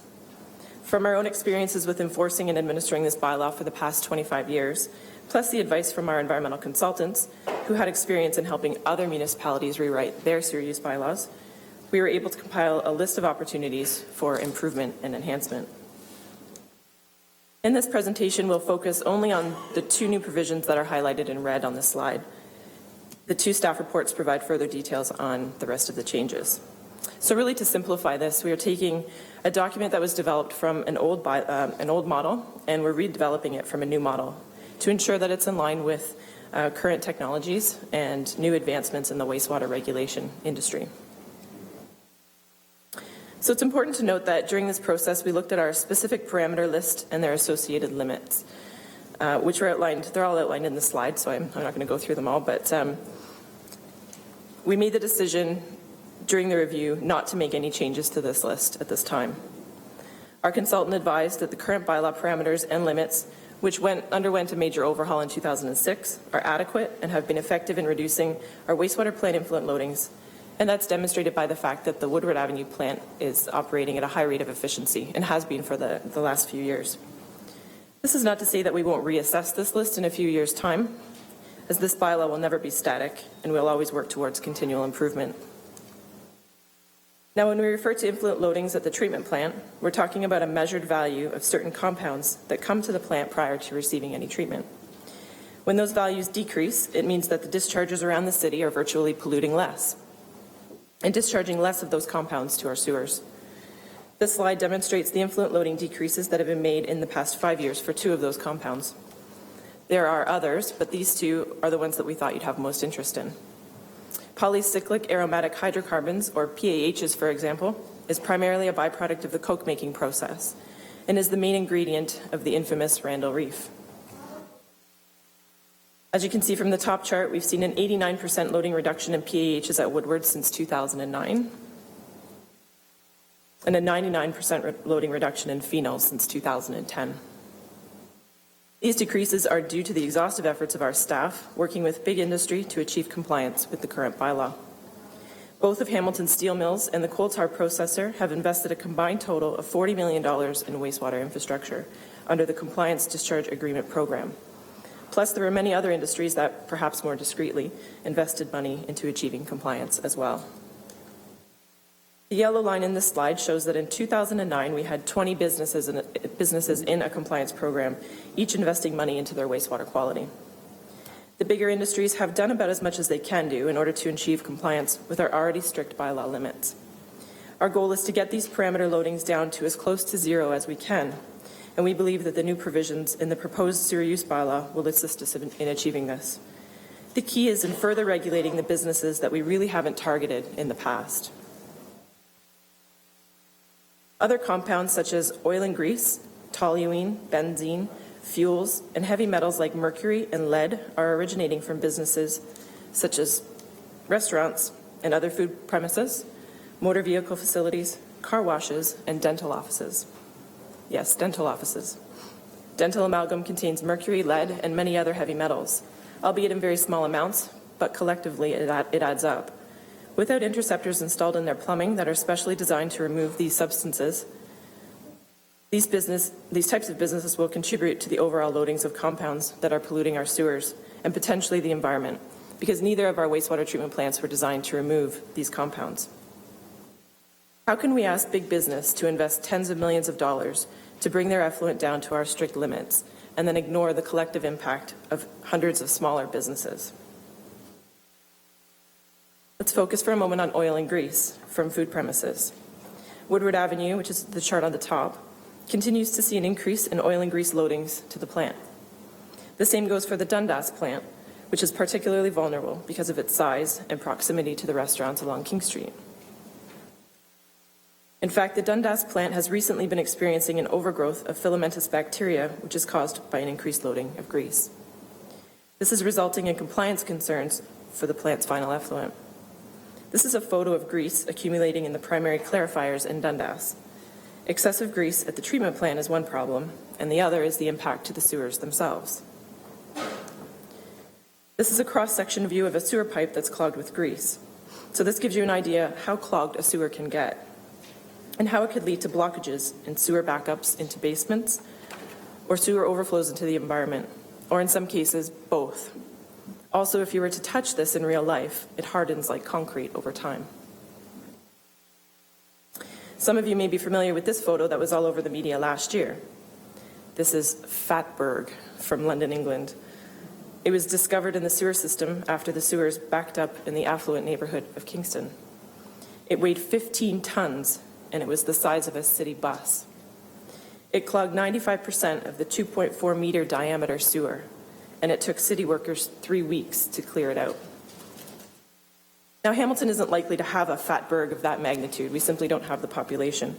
But that's not to say that we couldn't have a grease blockage that could be catastrophic for homeowners and business owners. With our already vulnerable and aging infrastructure, grease is one more problem to contend with. Our sewer maintenance workers deal with grease blockages on a frequent basis.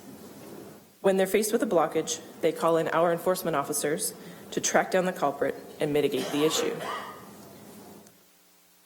The challenge is that we don't have language in our current bylaw to require a restaurant owner to install a grease trap. The proposed bylaw has that language included, as well as supporting maintenance language, because you may as well not have a grease trap installed if you don't intend to maintain it. Now, this slide shows grease traps of food premises that you wouldn't typically think would need a grease trap. The one on the left is a popular coffee shop.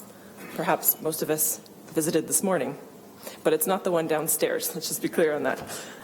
They don't have deep fryers or sell French fries or chicken wings, but they still produce grease. If this is what a coffee shop produces, you can imagine what a large family-style restaurant or fish and chip shop would produce. Hamilton's restaurant business is growing at a rapid pace, so we have to make sure we're on top of this before it becomes an even bigger issue. This slide represents one of the grease blockages that occurred in Hamilton. It shows you the proximity of the offending restaurant to where the blockage actually occurred. If this blockage had occurred 50 feet downstream, it would have impacted 6 homes. 100 feet would have impacted 10 homes. Also note the proximity of the stormwater retention ponds. The blockage caused a sanitary sewer overflow, which allowed raw sewage to flow to the catch basins in the road. We were fortunate that it wasn't raining, or the sewage would have entered the ponds. This restaurant at the time was the only restaurant in this survey. It was newly constructed and had been open for 12 months. They had a grease trap, but they'd never cleaned it out. This incident occurred in 2010. Now this survey, there are a dozen more restaurants. Currently, our best solution to this and many other recurring grease blockages is to place the run-of pipe on a frequent cleaning and maintenance schedule, costing the city thousands of dollars in maintenance per year. Now, in order to help us apply these provisions in a fair and consistent manner, we've developed, and to allow a systematic approach to inspections, we've developed a risk assessment tool and built it right into the bylaw. Our intention isn't to blitz every restaurant in the city and make them all install a grease trap. Instead, our focus will be the areas of the city where the sewer infrastructure is particularly vulnerable to grease, and areas where grease blockages have been recurring for years. The risk assessment allows us to score the restaurant and measure the level of risk they pose to our system, which will then indicate a time frame that the owner has to install. Time frames range from 6 months for immediate risk to 2 years for low risk, or in some cases, if there is no risk posed, they won't have to install at all. Along with the language that supports our restaurant grease management program, we've also included provisions regulating the installation and maintenance of oil and grease interceptors in motor vehicle shops, sediment interceptors in businesses like car washes, and dental amalgam interceptors in dental offices. Now, don't be alarmed. Many of these businesses already have these devices installed. In fact, out of our test group of 80 dental offices, the majority, 98%, have a dental amalgam separator, and the majority of vehicle service shops and car washes also have the appropriate devices installed.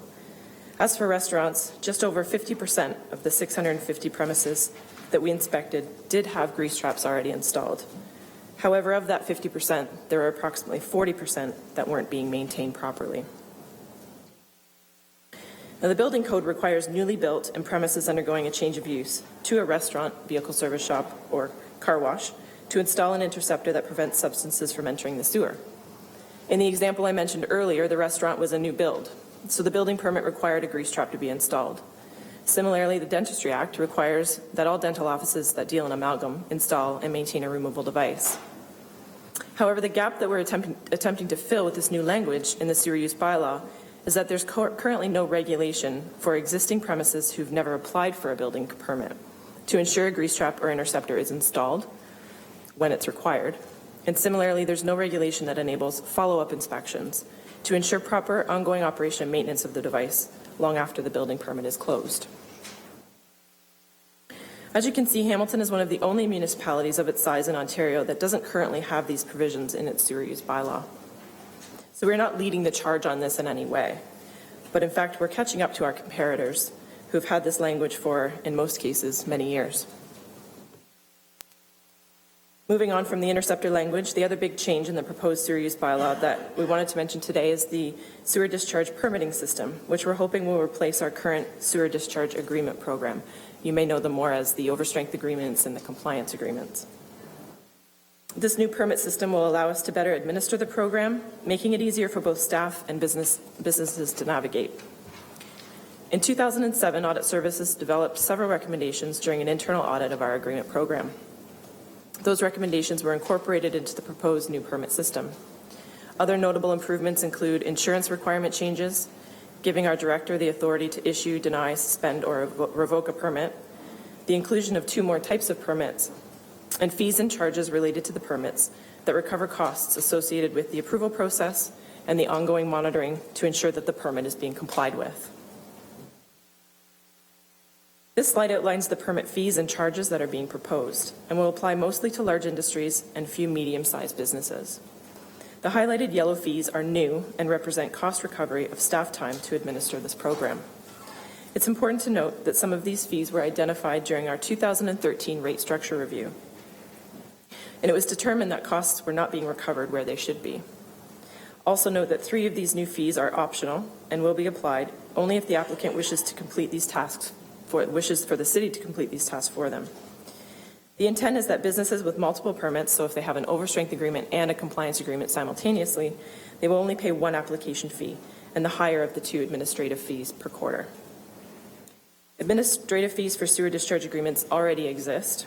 However, there was never a fee assigned to a compliance agreement, which happens to be where our staff spend most of their time. We felt that this was an appropriate time to add this fee and begin recovering some of those costs that are made up of laboratory fees, staff time, and equipment use. So those are the highlights of the changes that might give you folks heartburn, as Dan would say.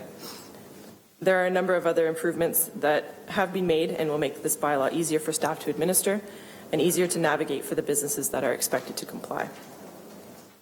Now to show you the results of the public consultation process. Back in the fall of last year, staff conducted 4 PICs across the city. We advertised in the various newspapers and on the city's website. We also delivered over 1,700 formal invitations to businesses across the city that we thought may be impacted by these changes. We sent out over 100 email invitations to our current agreement holders and other various contacts. So we really went to great lengths to make sure that the word was out to those who may be impacted by this bylaw. Copies of the draft were available for those who wanted them. We had a total of 52 people attend the PICs from a variety of areas of interest. We also conducted presentations to some associations such as HIA and the Hamilton Association of BIAs. We received 12 formal feedback responses. There were a number of valuable suggestions, some of which were incorporated into the proposed bylaw. There was an overall acceptance of the need for a new bylaw, and most comments were very positive. 3 of the 4 correspondence pieces identified the general concern of cost to businesses having to install interceptors. We feel the risk assessment tool should help to alleviate some of these concerns, as well as the cost savings the installation of a grease trap will bring them in terms of plumbing fees for sewer cleanouts. There is a high likelihood that a restaurant operating without a grease trap would have experienced a sewer backup in their building or in a neighboring building because of grease blockages. The installation and maintenance of grease control devices will reduce or potentially eliminate these issues and costs to business owners. I've highlighted excerpts from a few emails that we've received from restaurant owners in the past, following a visit from one of our inspectors. The inspection was more of an educational piece where we informed the owner of the benefits of proper grease management. We recommend best management practices and teach them how they can sell their yellow grease for revenue.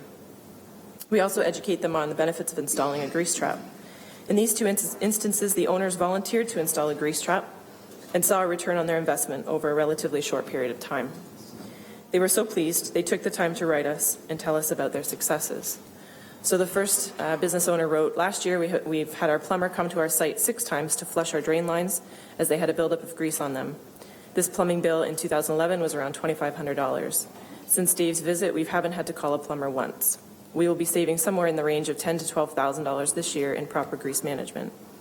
And another business owner wrote, "In the 9 months since, we have made about $1,100 selling this used cooking oil. Finally, every 6 months, we would have a plumber flush our sewer lines as our drains would slow down. They inspected the sewer lines at 6 months and they were clean."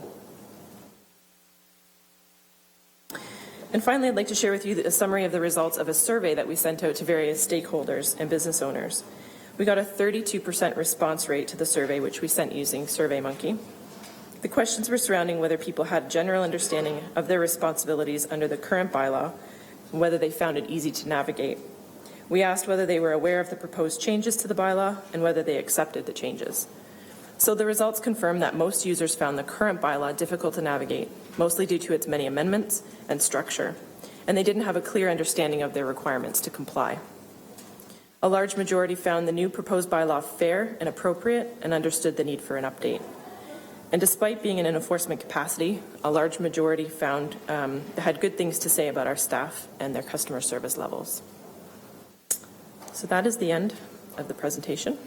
I'd be happy to answer any questions. Many thanks, Carrie. We do have a couple of councillors, or a few councillors that have a few questions. We'll start off with Councillor Jackson. Thanks, Mr. Chairman. Thanks, Carrie. Very thorough presentation. You've thrown a lot of information at us today. I like the fact with your opening remarks, I guess Director McKinnon ensured you put that adjective fearless in front of his name, otherwise you couldn't do the presentation, but I'll move on from that. Anyways, so Carrie, this is as a layman here, trying to understand everything you've thrown at us. The target of this sewer use bylaw update is the area of the restaurants, dental offices, car washes that currently aren't captured under it. Just to help me, I'm just going to, in my own way, understand better in my layman's way by asking you a few questions. Through you, Mr. Chairman, to Carrie, is that the essence of what you've presented us today and why you need this updated bylaw? That's the group you're targeting? Through you, Mr. Chair, yes, that's correct. There currently is no language to support this program in our current bylaw. So the challenge that we have is when we're called upon to sort of solve a grease blockage from our maintenance people. We can go to the restaurant and typically we can ask them nicely to put one in when we know for a fact that they need one, and we just don't have the language to sort of require them to put one in. And thank you. And with the dental offices and car washes, same thing. It's just been if the particular dentist, if the particular restaurant owner, car wash owner is morally responsible, voluntarily putting in a device, grease control device, whatever, it's all been voluntary up to now. Mr. Chairman, through you to Carrie. Through you, Mr. Chairman, yes, that's true. Can you go back, Carrie, please, to slide 23 under the fees and charges, if you could, please. Oh, slide 24, I apologize. Showing 23 here in mine, but anyways, 24, fine. So, Carrie, this is always a tough one for me. I understand where the department's coming from, and I understand the need in theory of what you're doing and what you're hoping for. It's always a tough one for me as a former small business owner of a couple of coffee shops. So are any of these fees potentially new, Mr. Chairman, through you to Carrie? Through you, Mr. Chair, the highlighted fees are new, but I just wanted to make it clear through you, Mr. Chair, that the fees are really, these are for the sewer discharge permits. So these fees have nothing to do with the grease management program. So the small restaurants and business owners will not have to pay these fees. This is directed at the larger industries that get into formerly the overstrength agreements, compliance agreements. So, but then back to the, thank you for that clarification. So back to the group today, we're talking about car washes, dental offices, restaurants, coffee shops. Are any fees going to be new to that group, Mr. Chairman, through this amended sewer use bylaw if approved? Through you, Mr. Chair, no, there will be no new fees. Oh, there'll be no new fees whatsoever? Not for those groups, no. Oh, that's okay. That's very encouraging then. So all they need to do then is spend money to put in place in the restaurant a grease control device then, Carrie? That would be where the capital outlay might come from? That's correct. And the city won't be charging them any fee whatsoever, but through the sewer use bylaw, we will go there to restaurant A and say, hey, we got a new bylaw, council has just amended it and approved it. Now you are now mandated to put in a grease device control, and we'll give you 6 months to get it in place, and we'll come back to inspect it to make sure it's working properly so there's not any negative discharge into our system. But there won't be any building permit fee, any user fee, nothing like that. Mr. Chairman, through you to Carrie, just be absolutely crystal clear. Through you, Mr. Chair, the building permit fee will likely be applied, so they will have to apply for a building permit fee in order to do work to their sewer system. So that will apply.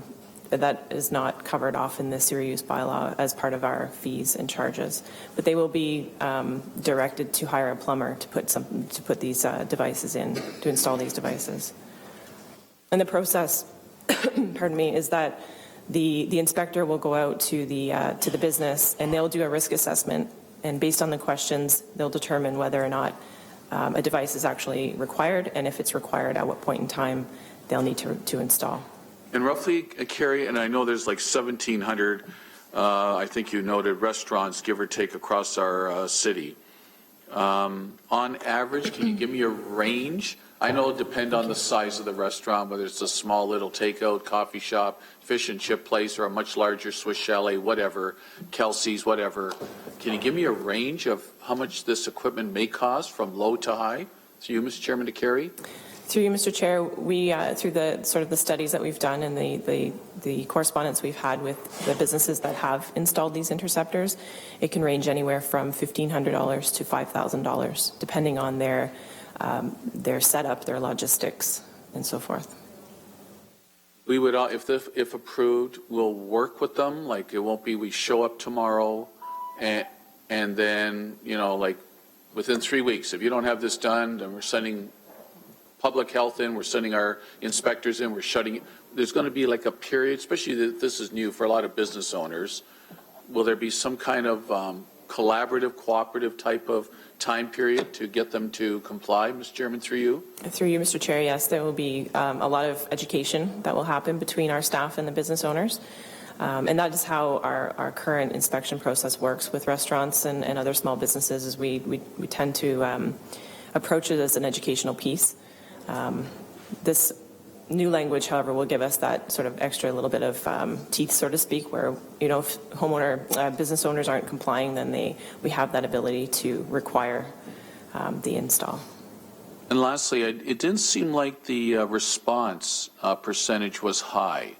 And obviously business owners, and again, I can relate from my 9 years of owning a couple of coffee shops, you're busy with business. So many of them just don't have the time. They're putting in 80, 90-hour weeks, especially if it's family run, with lots of staff, whatever the case might be. But are you concerned that it didn't seem like there was a high percentage of respondents, Mr. Chairman, through you to carry? And even today, not one single car wash owner, restaurateur, dentist showed up today. Mr. Chairman, through you to carry for a comment.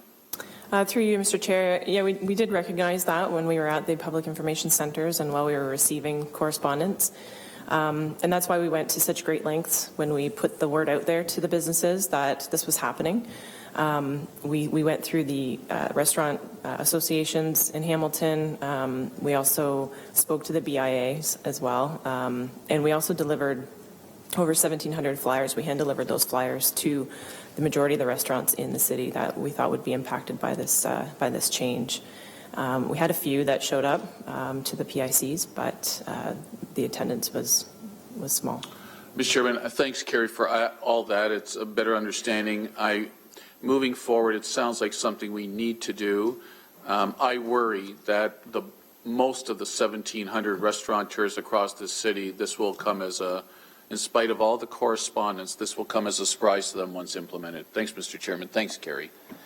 Thank you, Councillor Jackson. Councillor Collins.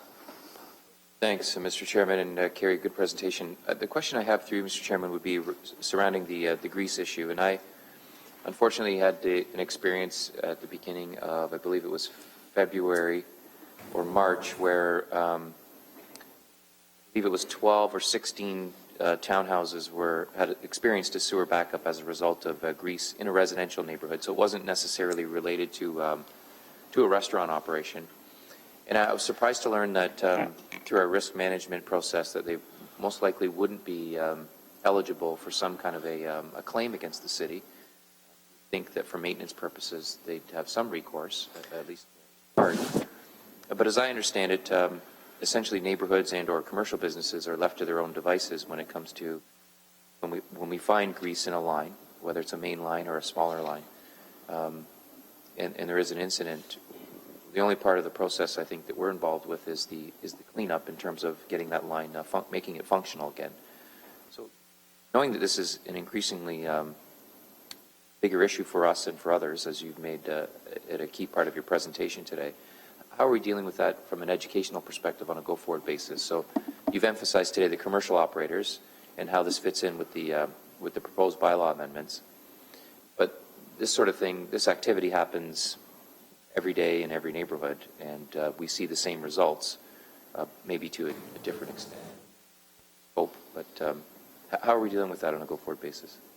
So through you, Mr. Chair, we have an educational program for our residents.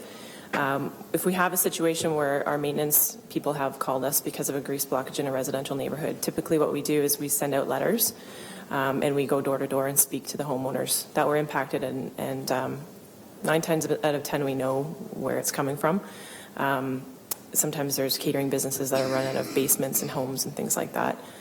So we try to educate as best as we can. And usually once the homeowners receive the letter and realize that, we're out there and we're watching, it tends to stop. We do have some recurrences, but usually it's pretty effective in getting the word out there that this is, against the law and that they're not allowed to put grease into the sewer. So.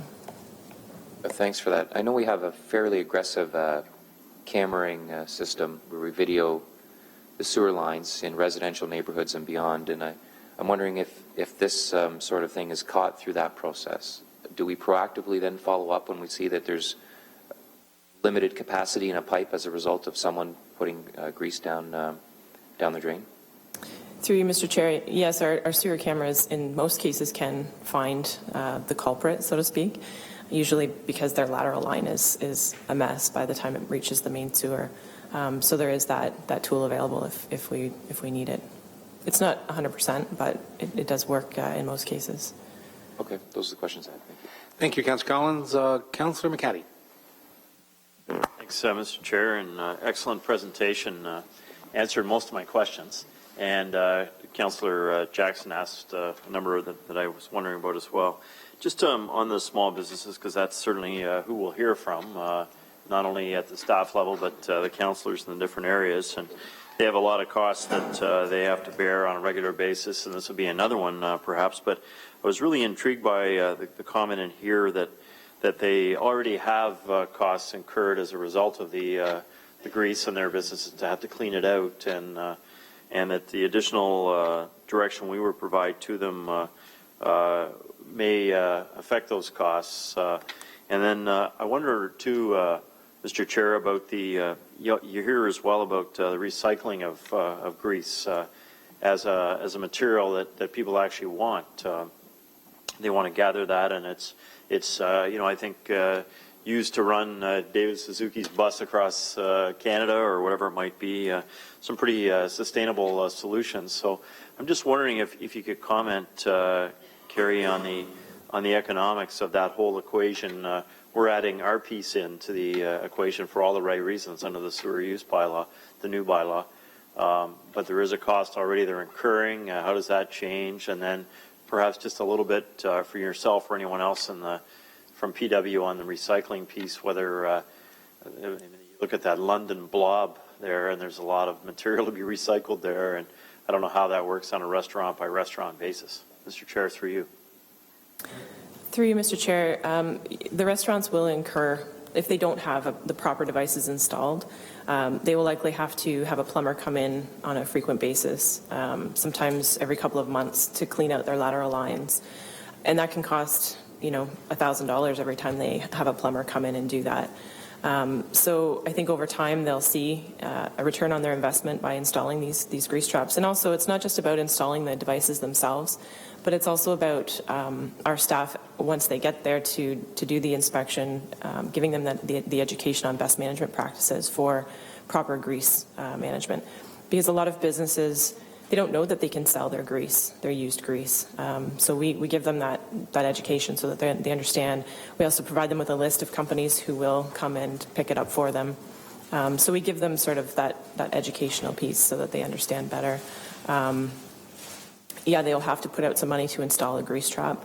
A lot of business owners are coming from other municipalities. Say they have a restaurant that they own in Burlington or in Mississauga, and they're actually quite surprised that we don't have this language in our series bylaw, because the other comparator municipalities do and have for a long time, and they're quite aggressive in enforcing it as well. So they come here and they say, "What do you mean you don't have this in your series bylaw?" So we do get that response quite often. In terms of the economic piece associated with recycling, I might refer to my colleague Dave Alberton or perhaps Dan to address some of the economics associated with recycling the grease itself. For you, Mr. Chair, I'll certainly invite Dave to add to this if I've missed anything. I can tell you that the yellow grease. So when they take the grease from a deep fryer, they put it in a container in the back of the shop. That has become so attractive now that it's being stolen from those containers. And the containers usually provided by the firm that will pick it up.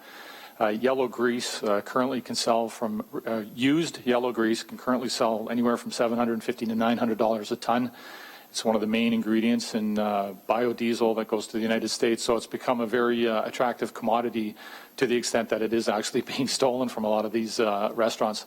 That is different than the grease that's actually in the grease trap itself. That does require some separation and some treatment, but there's no question that it's become a commodity as opposed to how it was always viewed as a waste. I don't know if Dave has anything to add there. That's good. I think that's it. It's very helpful answers on that. So I think that would be nice if we can somehow coach this, the economics of this piece, because that's what we'll hear. I can think of restaurants on Lock Street or wherever it might be. You all get a call this afternoon, and it'd be nice to try and spell out in a little bit more detail if we can, understanding there's significant variability between the size of the restaurant, how they operate, what our sewers are like in that particular area. Just something that council could have to describe the economics on that. You're spending $4,000 a year currently cleaning out your the grease from your system. We're asking you to install a new device, which is a cost, and then the $750 to $900 a ton for the yellow grease.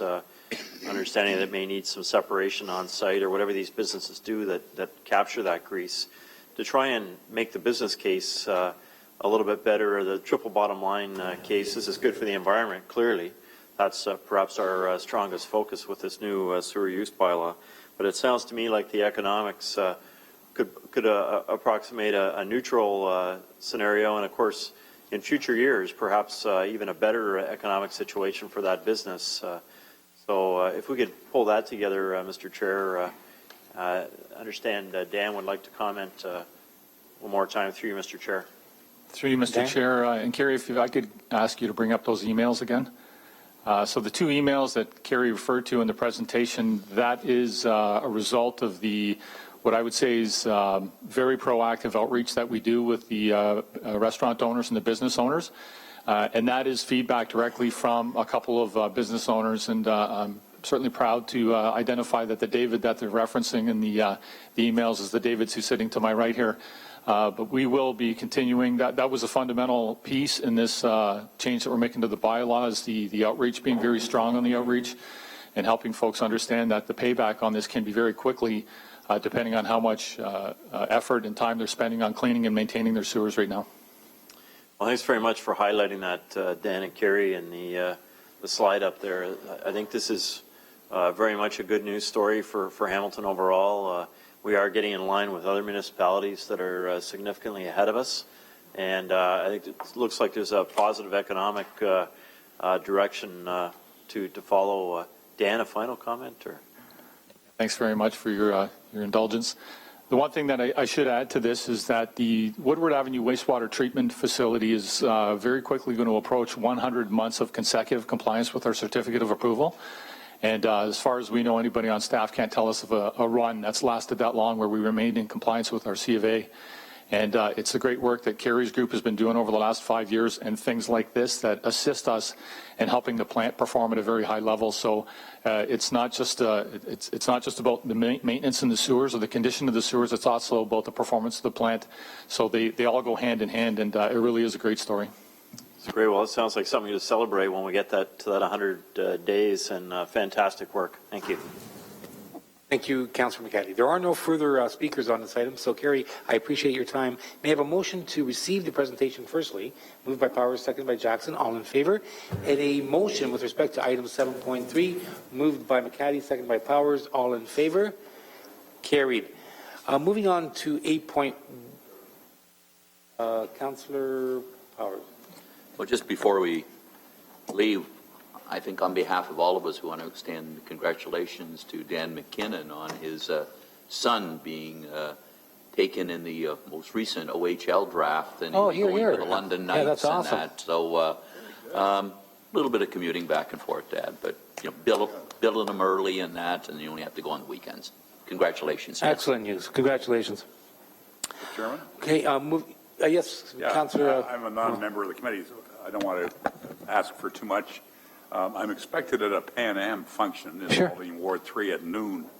My condolences. I'm just wondering if I could make a little presentation from go ahead. later on in the agenda. I'm not expecting the committee to. Would you like to speak? Would you like to speak to item 8.1? Is that what you're requesting? Beg your pardon? Do you want to speak? Which item would you like to speak to? It's down as 11.1. Oh, whatever you need, sir. You can speak to it now. Well, thank you very much, and I will be brief. And I don't expect the committee to have to come up with a lot at this point. One of the first things that came to my attention during my brief time representing Ward 3, and I know that it had been of concern to Councillor Morelli previously, was the park deficit in the ward. I have an excellent report done by Steve Barnhart, which came very in timely fashion for me in looking at this information. And among the other graphs and information, it shows a preponderance of lack of park space in Ward 3. There are also other challenges. It is the heart of the city and the lowest assessed value of property, for example, and other parameters that I think show that it requires perhaps a special look, and over the years perhaps has slipped behind in park provision. I know in public meetings that I've attended, one item that keeps recurring among the public discussion is a lack of park space, particularly in one case, the Barnesdale North area, which is in the middle of the Sherman to Gage part of the, particularly the northerly section north of King and I guess north of Cannon. And I would ask that perhaps we give some thought to the needs here. If you look at the one map, and I had it open here a moment ago, but it shows the preponderance of poorly served neighborhoods to be right in the center of the lower city, and the vast bulk of the neighborhoods most in need to be actually in Ward 3. Listed in the report are the following as priority areas: Blakely, Lansdale, Gibson, Crown Point West, Stipley, St. Clair. And Stipley is a high need. Blakely, the highest categorization. St. Clair, medium to high. So I'd simply like for whatever future reference can be made to ask that we make some effort on a citywide basis to address these needs, which are very real, and I know are felt keenly by people in the ward. And I'd certainly be available at any time to help craft this and do whatever the committee and other council members would like by way of further information. But I commend this report to you. I don't know if you have copies today, but I'm sure they can be made available to you. I found this very useful in addition to what I was hearing and what my own impressions were of the situation. There are a couple of opportunities with respect to Pan Am and one other that Mr. Paul Johnson is working on at his end. But that will merely scratch the surface in terms of public addressing public need in that ward. So I commend these thoughts to the committee and would ask you to keep them in mind for future planning. Hear, hear. I thank you, Councillor Morrow. Moving on to item A1, if I could give up the chair just to Councillor Collins for a moment. This is related, through you, Mr. Chairman. It's related to the Mobile Urban Park Initiative Study. And although it indicates that it affects wards 2, 3, and 4, it really has, I believe, a benefit for the entire city, and I'll explain why. This came to fruition at this point via the Ottawa Street BIA, and it did so keeping in mind that this is a request from the business community and not necessarily not the residents of wards 3 and 4. And in looking at the business owners on Ottawa Street, they're from everywhere, from Ancaster to Dundas to the Mountain to the East Mountain to the West Mountain and even wards 1 actually. So again, this is a small business request rather than a neighborhood request. And looking at the urbanization and renaissance that the lower city has seen in the last 10 years, particularly on Locke Street, James Street, Ottawa Street, and concession for that matter.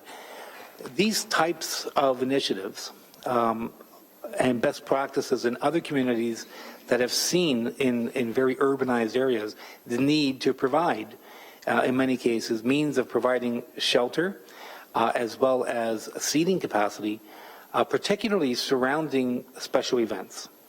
And when you look at Locke Street, James Street, even the gore and the pedestrianization of that, and on Ottawa Street, and ultimately working towards Kenilworth being part of that renaissance, what we find is that we have these so hungries of the world, or those types of events, or the super crawls, or the art crawls, and what have you, on Locke Street. They have their annual festival as well. And what we find is that because of the abundance of people attending, that the capacity of seating and providing shelter, particularly for those that are most vulnerable in many cases, the seniors and people with disabilities, that we don't have anything that can meet the need at that present time. So once this was proposed to me, and in researching it and bringing it forward with respect to feasibility, I must commend staff for their very exhaustive and extensive research and recognition of the importance of this as a pilot project, and really the demand that will be seen in the future, particularly where we need it most. And those are really the concrete jungles of the city, the older parts of the city, where we're seeing the renaissance and the urbanization. And as Councillor Morrow made reference to, a lack of green space in those areas, and a deficiency that we're trying to address, but addressing outside of this particular initiative. So when the small business community brings this forward, obviously in a participatory way, I must acknowledge, not only acknowledge, but research and commend them, and particularly on this particular item, which I strongly endorse. And the cost of this is very minimal. We have two options. I think because it's a pilot that we should seek out the lower cost component, which would be SAGE, which would be the $40,000 rather than the $150,000, and measure the impact citywide and the demand for this particular mobile shelter and park, and study it accordingly, and then address it as on a needed basis throughout the city. We'll find, I'm sure, the demand, as they have in other cities, is going to be greater than the supply of this one unit, which is a good sign, because we know based on best practices, there will be a demand for it. The question becomes, how much of a demand? Some cities move too quickly and increase their inventory too quickly, such as Montreal, where they have to scale back on a couple of them. So we've learned from some of the other communities, based on best practices, already what will be truly our target for these types of units. But at present, we're starting with one. And I think if we start with the most frugal option, it'll provide us with the necessary data to expand upon this particular concept, which I believe is not only innovative, unique, but very progressive, and really extends upon the renaissance the lower city of Hamilton is experiencing. And for that, I strongly support what's before us, and I move it accordingly, seconded by Councillor McCaddy. Okay, so if you're moving that, I'll keep the chair. I have a speaker's list of McCaddy, Jackson, Powers, and now Councillor Morrow. Councillor McCaddy. I'll have to, I support this. I'll have to. Okay. Thank you. Thank you. Very good. If I just. Go ahead, please. I was around and have been briefed and brought up to snuff on it, and it involves both wards 3 and 4, and I think it's a great project for the whole city. Thank you. Thank you, Councillor McCaddy. Thanks very much, Mr. Chair. I just wanted to congratulate Councillor Marula for bringing this forward. It was his initiative that generated the staff report that's in front of us today. And I've been watching the use of shipping containers in various municipalities across the country, internationally, and they're being used for a significant variety of different purposes. They're fairly inexpensive. I guess that's what's driving the interest in the shipping containers. They're plentiful around the world. There are lots of them available in many places, and I think the use that's being envisioned here as a seating space and as a beautification opportunity with flowers And I think the kind of thing that's shown in Appendix D here, the container planter approach that's demonstrated in that visual is exactly the kind of thing we need throughout the city, and Ottawa Street's a great spot to try that out in the pilot approach. And Mr. Chair, Councilor Marula, we've got Patty in the audience today from the Ottawa Street BIA, who's done just an extraordinary job. I mean, they won what was it, the best street in Canada. It was about 2 years ago that was recognized. Ottawa Street, leading all streets right across the country. And it's a tremendous place to be. And the So Hungry festival that you supported, Councillor Collins supported at the very beginning, when it's important to support a festival because nobody knows quite how it's going to go. And Councillor Morelli as well, of course, the former Ward 3 councillor in that area. You share Ottawa Street between Ward 3 and Ward 4. That's when they needed support at the very beginning, and you all stepped up, and it's an extraordinary success. Now we're all jumping on board saying how great it is, but you were the guys who started it with Patty and others on Ottawa Street. So I think this is tremendously innovative for Hamilton, and I'm looking forward to seeing how the pilot works out. And I think there may be other locations across the city where this applies, Mr. Chair, and I think it is some of the sort of stark architecture down here, even across the street, with the Convention Center Hamilton Place wall just immediately out that window on Main Street. It's pretty austere, Stalinist architecture to some extent, and brightening it up with the kind of approach you're considering for Ottawa Street, I think it's probably something we need to look at. So tremendous, and I'm extremely pleased to second this motion, Mr. Chair. Councillor McCaddy, Councillor Jackson. Thanks, Mr. Chairman. I'm supportive. Just the A part that says in consultation with other BIAs, so I presume that means if this mobile urban park is not requested on Concession Street, if I approve this today, there's no obligation that someday it will be for sure on concession. It will be in full consultation with that BIA, correct? Thank you very much. Powers? Perhaps to the proponents, and perhaps Councillor Marula can answer the question. Just give me clarity with regards to the financial component of it. I believe there's anyway, I'll leave it to you to answer that question, sir. The capital component is, we have two options before us today. It's 40,000 or 150,000. What I'm endorsing is the 40,000 expenditure and for the pilot project itself.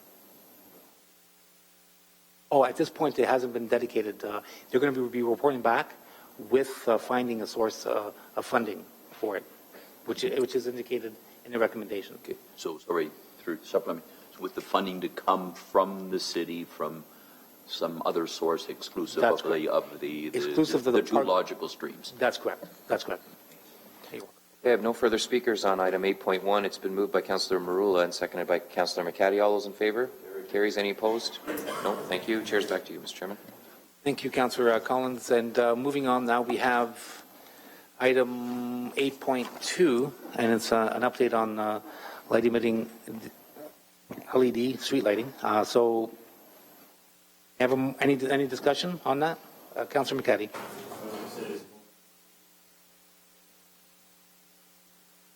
Yes, we do. We need a motion to approve the recommendation. So moved by McCaddy, seconded by Jackson. All in favor? Oh, Councillor Powers.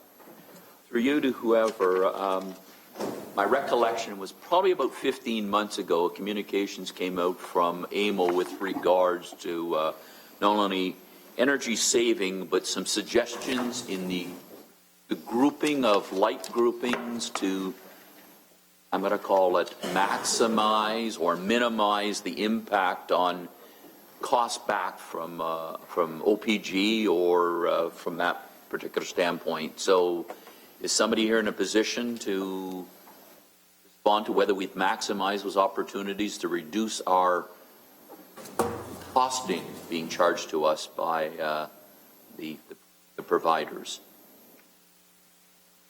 Gary? Yep. Through you, Mr. Chair. This is part of that. We're going through a process where we're identifying all of our costs. There's various components of costs with regard to power and the connection charges and those types of things, and we're working through all those different things. The LED conversion is one of those, but before we bring that forward to you, we have to understand those thoroughly and be able to identify what those costs are, either through the OEB processes or with the energy providers. So this is part of that of our ongoing saga in that regard. So through you, my editorial comment is I understand, but this is a lost opportunity, and if you don't get on top of the other one, there's abilities to, I'm going to say, structure provision of street lights to minimize the costing, the grouping of it. So that one needs to be done sooner than later to ensure whether we're already on track or can achieve some significant savings right off the bat. Thank you. Okay. Thank you, Councillor Powers. So on item 8.2, it's moved by McCaddy, seconded by Jackson. All in favor? Carried. On 8.3, any discussion? Councillor Pasuda. Thank you, Chairman Marula. Through to staff on this one, 8.3, and this is the guidelines for hydrogeological studies and technical standards for private services. I noticed agriculture is in here and severance applications. And the consultation was through, we had consultation here. It says public. Did this come to Ag and Rural Affairs at all, this item? Do we know? Chairman? Dan? Through you, Mr. Chair, no, I don't believe we brought it there. These guidelines are essentially staff putting their arms around all the regulations and guidance documents that exist to bring it into one spot just to make it easier to manage. So I don't believe there's anything new in here. But it did not, as far as I'm aware, we didn't bring it to the committee. So, Mr. Chairman, so in here then Dan, so we're looking at proposal new agriculture-related uses. I mean, greenhouses had to do certain things, but what about the rest of livestock and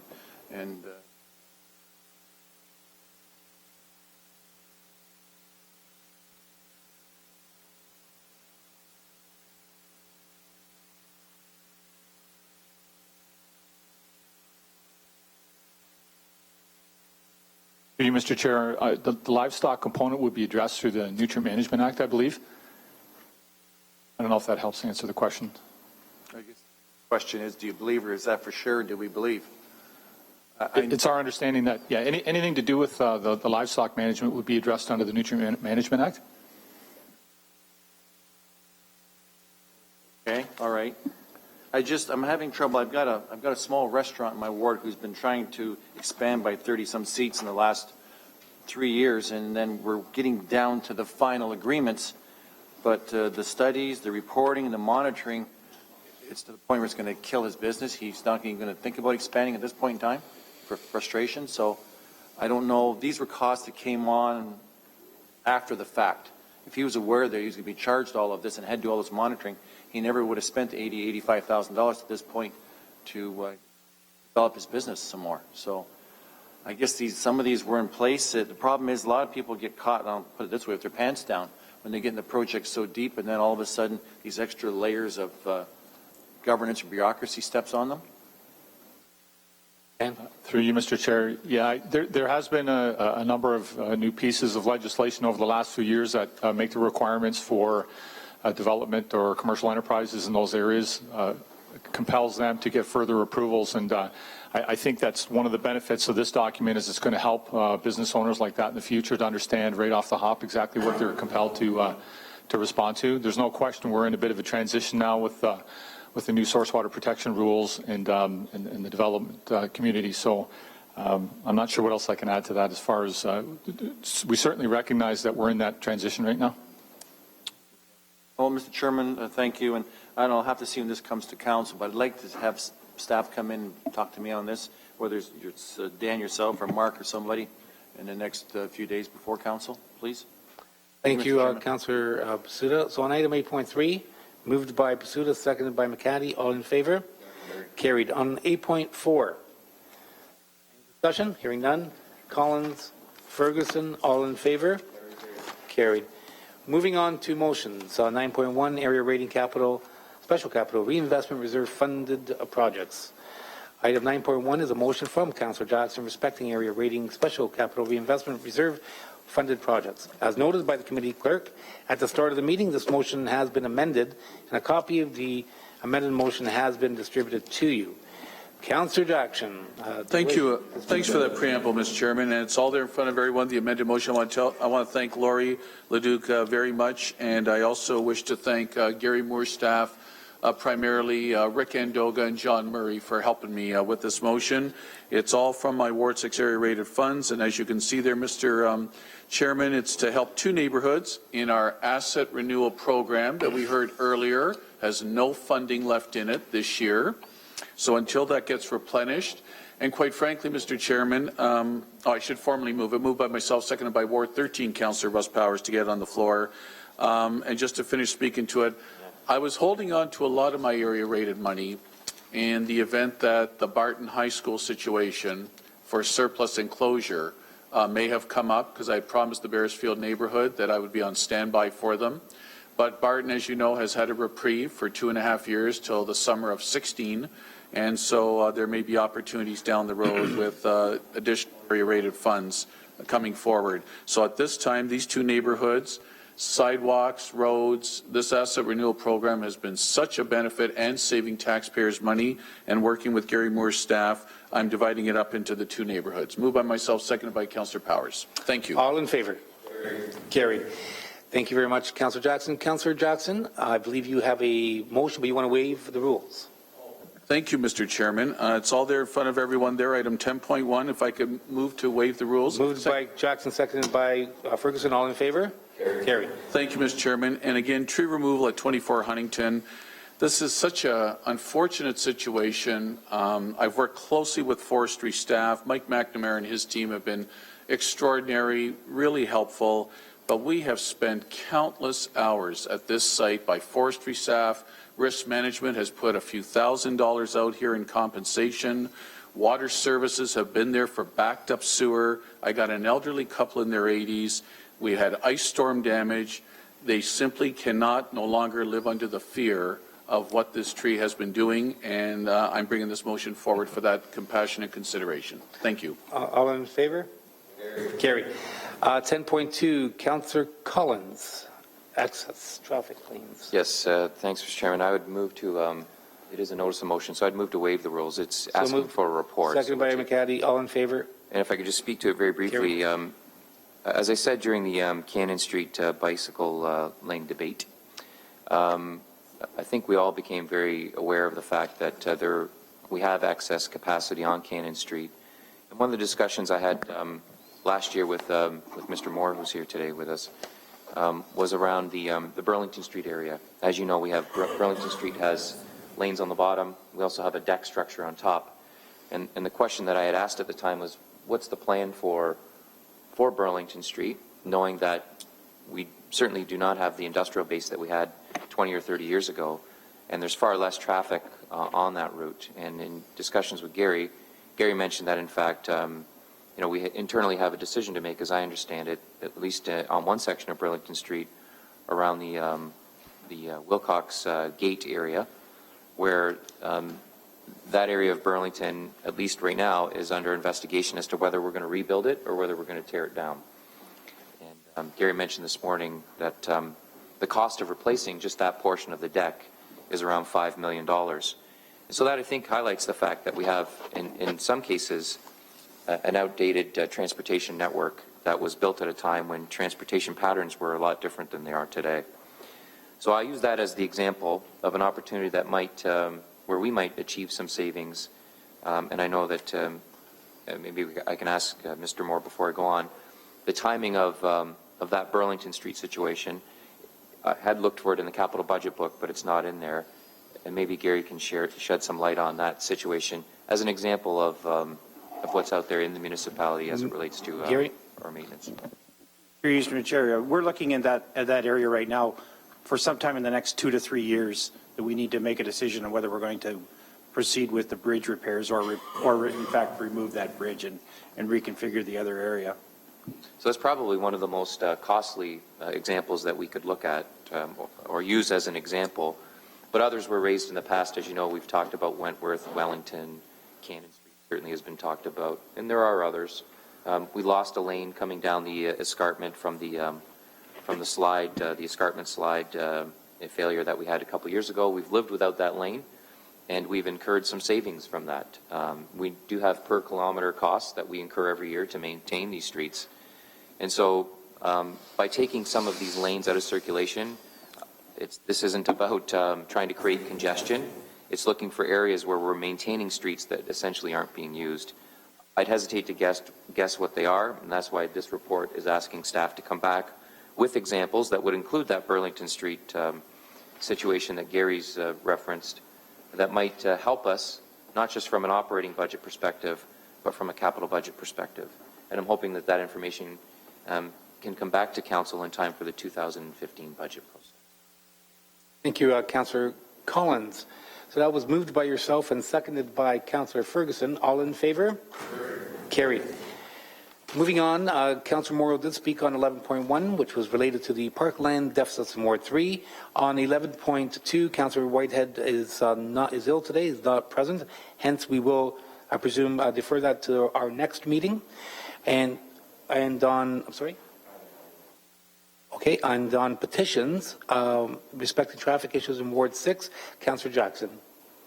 Mr. Chairman, I'm just mentioning to committee and for Laurie to put in the minutes, as I promised my citizens group, but I'm working very closely with Superintendent Dave Ferguson, who we heard from earlier. He has copies of the petition, met with my East Mountain community groups, and Brian Scheinall's department is aware of it. So I'm just mentioning it as I promised the Citizens Committee for the record today. A request for an all-way stop is under review at Oakcrest and Mountain Brow Boulevard, signed by about 250 residents, and also a 40-kilometer per hour speed reduction zone along the Brow, assigned by over 300 residents, has been brought forward, and I promised them for the minutes of today's meeting I would mention it, but I'm working closely with staff on both matters. Thanks, Mr. Chairman. No problem, because we would probably accept both those motions today. Okay. All right, one other, okay, Councillor Jackson, then we have Councillor Collins and then Councillor McCaddy.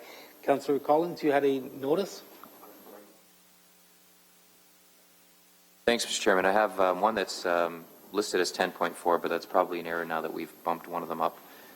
And essentially, I've run into a situation where I have two constituents at different addresses who have installed backwater valves, who are eligible certainly for the 3P program. And as we all know, we made a change recently to ask for 3 quotes associated with the installation. And I've been contacted by both homeowners who had their valve installed by a contractor who was on site, helping them with other lateral repairs. And the contractor at the time suggested that they go ahead, they install a valve, the city pays for it up to $2,000. We have a program. And so they did that. They have the documentation and receipts certainly to prove that. And then they contact our staff who advise, well, you should have first obtained 3 quotes. And so I've contacted Dan and his staff, had some pretty good discussions in terms of what we're starting to see now in the public with the installation of backwater valves. So Dan and his staff certainly do not, with the current policy, have the ability to reimburse the homeowners who are referenced here in the report, or sorry, in the recommendation. And the problem we're running into now is that when these companies are visiting residents and they're undertaking other repairs and they reference the 3P program, they're not suggesting that they get 3 quotes because they're already there on a service call and they don't want to lose the ability to make a sale to the residents when they're on site. And so we're starting to see, and I've heard certainly through Dan and his staff, more and more instances where residents are calling the companies, and whereas before they were knocking on their door to get the business, now they're and advertising, literally advertising in brochures that the city has this program. Some, not all of them, are now not sharing all of the information related to our 3P program. And so the residents are now back to us after the fact, asking that they be reimbursed. My motion here seeks to address 2 of these residents. The company that they used is out of Toronto. And so this essentially is asking that we reimburse them for their valve, that the residents be required to submit the appropriate documentation, including receipts. And part 3 of this is that staff report back to committee with a policy or policy options related to the 3P applications submitted to the city for reimbursement where the residents do not have the required 3 quotes. And so if this is going to become an increasingly bigger problem over time, we need something in place that seeks to assist the residents, because right now the policy would not allow our staff to assist them in any shape or form from a funding perspective unless there's a motion put On that point, on a would you like to waive the rules today? I would, please. So moved by Collins, Just seconded by introduce Ferguson? it, yep. I want to hear it read out again. Well, mine is that staff be directed, it's right here, sorry, you read it. That staff be directed to reimburse the homeowners at 18 Eugene and 290 Roxborough for the installation of backwater valves as part of the city's 3P program, that the residents be required to submit the appropriate documentation, including receipts, and that staff report back to committee with policy options related to 3P applications submitted to the city for reimbursement without the required 3 quotes. And I would ask, Mr. Chairman, if I could, because I know that the one at 290 Roxborough is actually in your ward. It's the homeowner's father who contacted me, lives in my area. I would ask that we separate those two. I could certainly move mine in Ward 5, and we're certainly willing to allow you to move the one in Ward 4. So I'll allow both of them. Okay, Councillor Collins, go ahead. Let's go with the waiving of the rules first. So moved by Collins, seconded by Ferguson. All in favor? Carried. Now on the motion, moved by Collins, seconded by Ferguson. All in favor? Councillor Powers.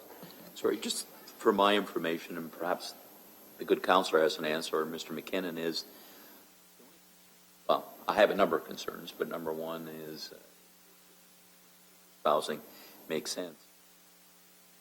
On the basis of analysis, what I'm afraid of, and probably the same thing as you are, is that with a failure to get the 3 questions, there's the likelihood of a possibility of gouging on the price. And I'm wondering, that billing, does it actually show the components? Would all seeing is like how much of it was for the backflow, how much it was for the other work? And the valve, I know in the one instance, the valve has, the valve was $2,000 plus tax, and so they'd be paying. I think what Dan has noted, that they see $1,200 as the industry average if we're looking at the 3 quote system. Part 3 of the recommendation asks Dan and his staff to come back with policy options, and one thing that Dan has suggested, based along the concerns that you've raised, is that maybe we develop a policy that suggests that if, in fact, someone goes ahead without getting the 3 quotes, we wouldn't reimburse up to $2,000. It might be up to the $1,200 figure or something along those lines. But right now, we're without a policy.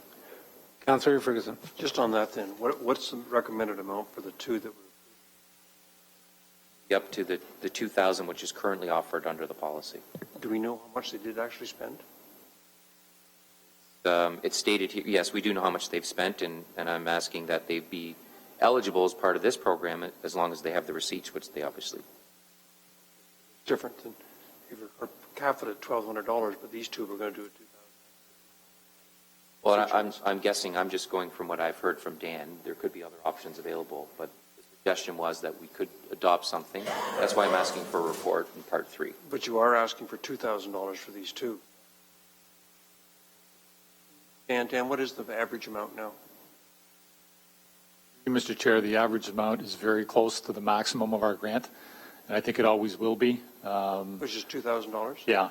I expect to be in front of you folks every 18 months, 2 years, because the contractor industry is very creative in Hamilton. Really? I think treating these 2 separately, we can kind of clean these up, and I can bring back some ideas to you, but certainly the $1,200, based on our research and what we know, feels like a good number if somebody's not able to provide quotes or if they had the work done in conjunction with other work being done in the home. So I think we've got some ideas. And what's been the uptake of this? Has there been a fall off since we've asked for 3 quotes? Actual people making application for this? Through you, Mr. Chair, once we made the changes, we did see a decline. My expectation is that it'll slowly make its way up again. We'll probably be in a tough situation with respect to budget again, but I suspect this type of an initiative will probably help us to get control. I think it's a good fit, but we'll bring back a report on it. Okay, thank you. Thank you, Councillor Ferguson. So on the motion, all in favor? Carried. Moving on now, Councillor McCaddy.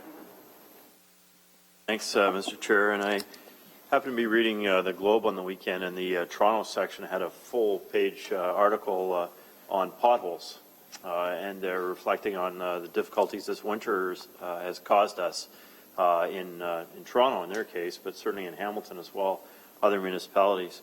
And they had a very concise number of potholes that have been identified, I think 2 to 3 times the ordinary number that they'd seen each year. And their council actually had to make a decision to add additional funding, I think in their case, additional $3 million, a big city, obviously, City of Toronto. So Mr. Chair, I shared that article just before the meeting, so not far ahead of the meeting, but just before the meeting with Jerry. And I wonder, Mr. Chair, through you to Jerry, whether you could comment on what you've seen there and reflect on our own situation here in Hamilton, whether we're in somewhat the same circumstance in terms of the large number of additional potholes, and in fact whether how our finances are looking on that, and whether we're going to have to come back at some point and look at additional funding to fix the potholes, given the extraordinary winter that we've experienced, Mr. Chair. Through you to Jerry. Through the chair, in reading the article, the experience in Hamilton is identical. We'll get the number of specific potholes, but they have doubled or tripled in the amount of work that's required. And just to look at the other side of that, water main breaks. I spoke with Dan after I spoke with the councillor, and they have more than the first 2 months of this year. We hit the same number of water main breaks as we had in all of 2013. And so both the budgets, both for roads and for Dan's area, are over this year. And what we're planning on doing is, as soon as the winter is over, we'll have our first variance report to council. At that time, we'll have the metrics, both the number of breaks, the number of potholes, which is the specific question, where we are with the budget. We know as well, and Brian could add to this, is the winter maintenance budget is almost 100% spent for 2014, and we still have November, December, right, the latter part of winter. So the experience at Hamilton, and we'll get some other metrics of other municipalities as well, but it's right across the province, 2 and 3 times both the number of defects for potholes, but also the strain on the budgets. Thanks for that, Jerry. And I thought the way it was explained in that article was really useful. It was a little graphic showing how potholes happen and how they're fixed and stuff, which is, I think, useful for the layperson as well. So we'll get to that with the variance, you're saying, is our next opportunity to formally discuss this. And I look forward to that. We may be able to, Mr. Chair, we may be able to reduce the traffic calming budget, John, in relation to the number of potholes we have, and perhaps a relationship between those two budgets, but we'll see how that goes. Thanks, Mr. Chair. Thank you, Councillor McCaddy. Hearing no other issues of interest, Councillor Powers? Motion to adjourn by Powers, seconded by Ferguson. All in favor, carried. Thank you. Thank you.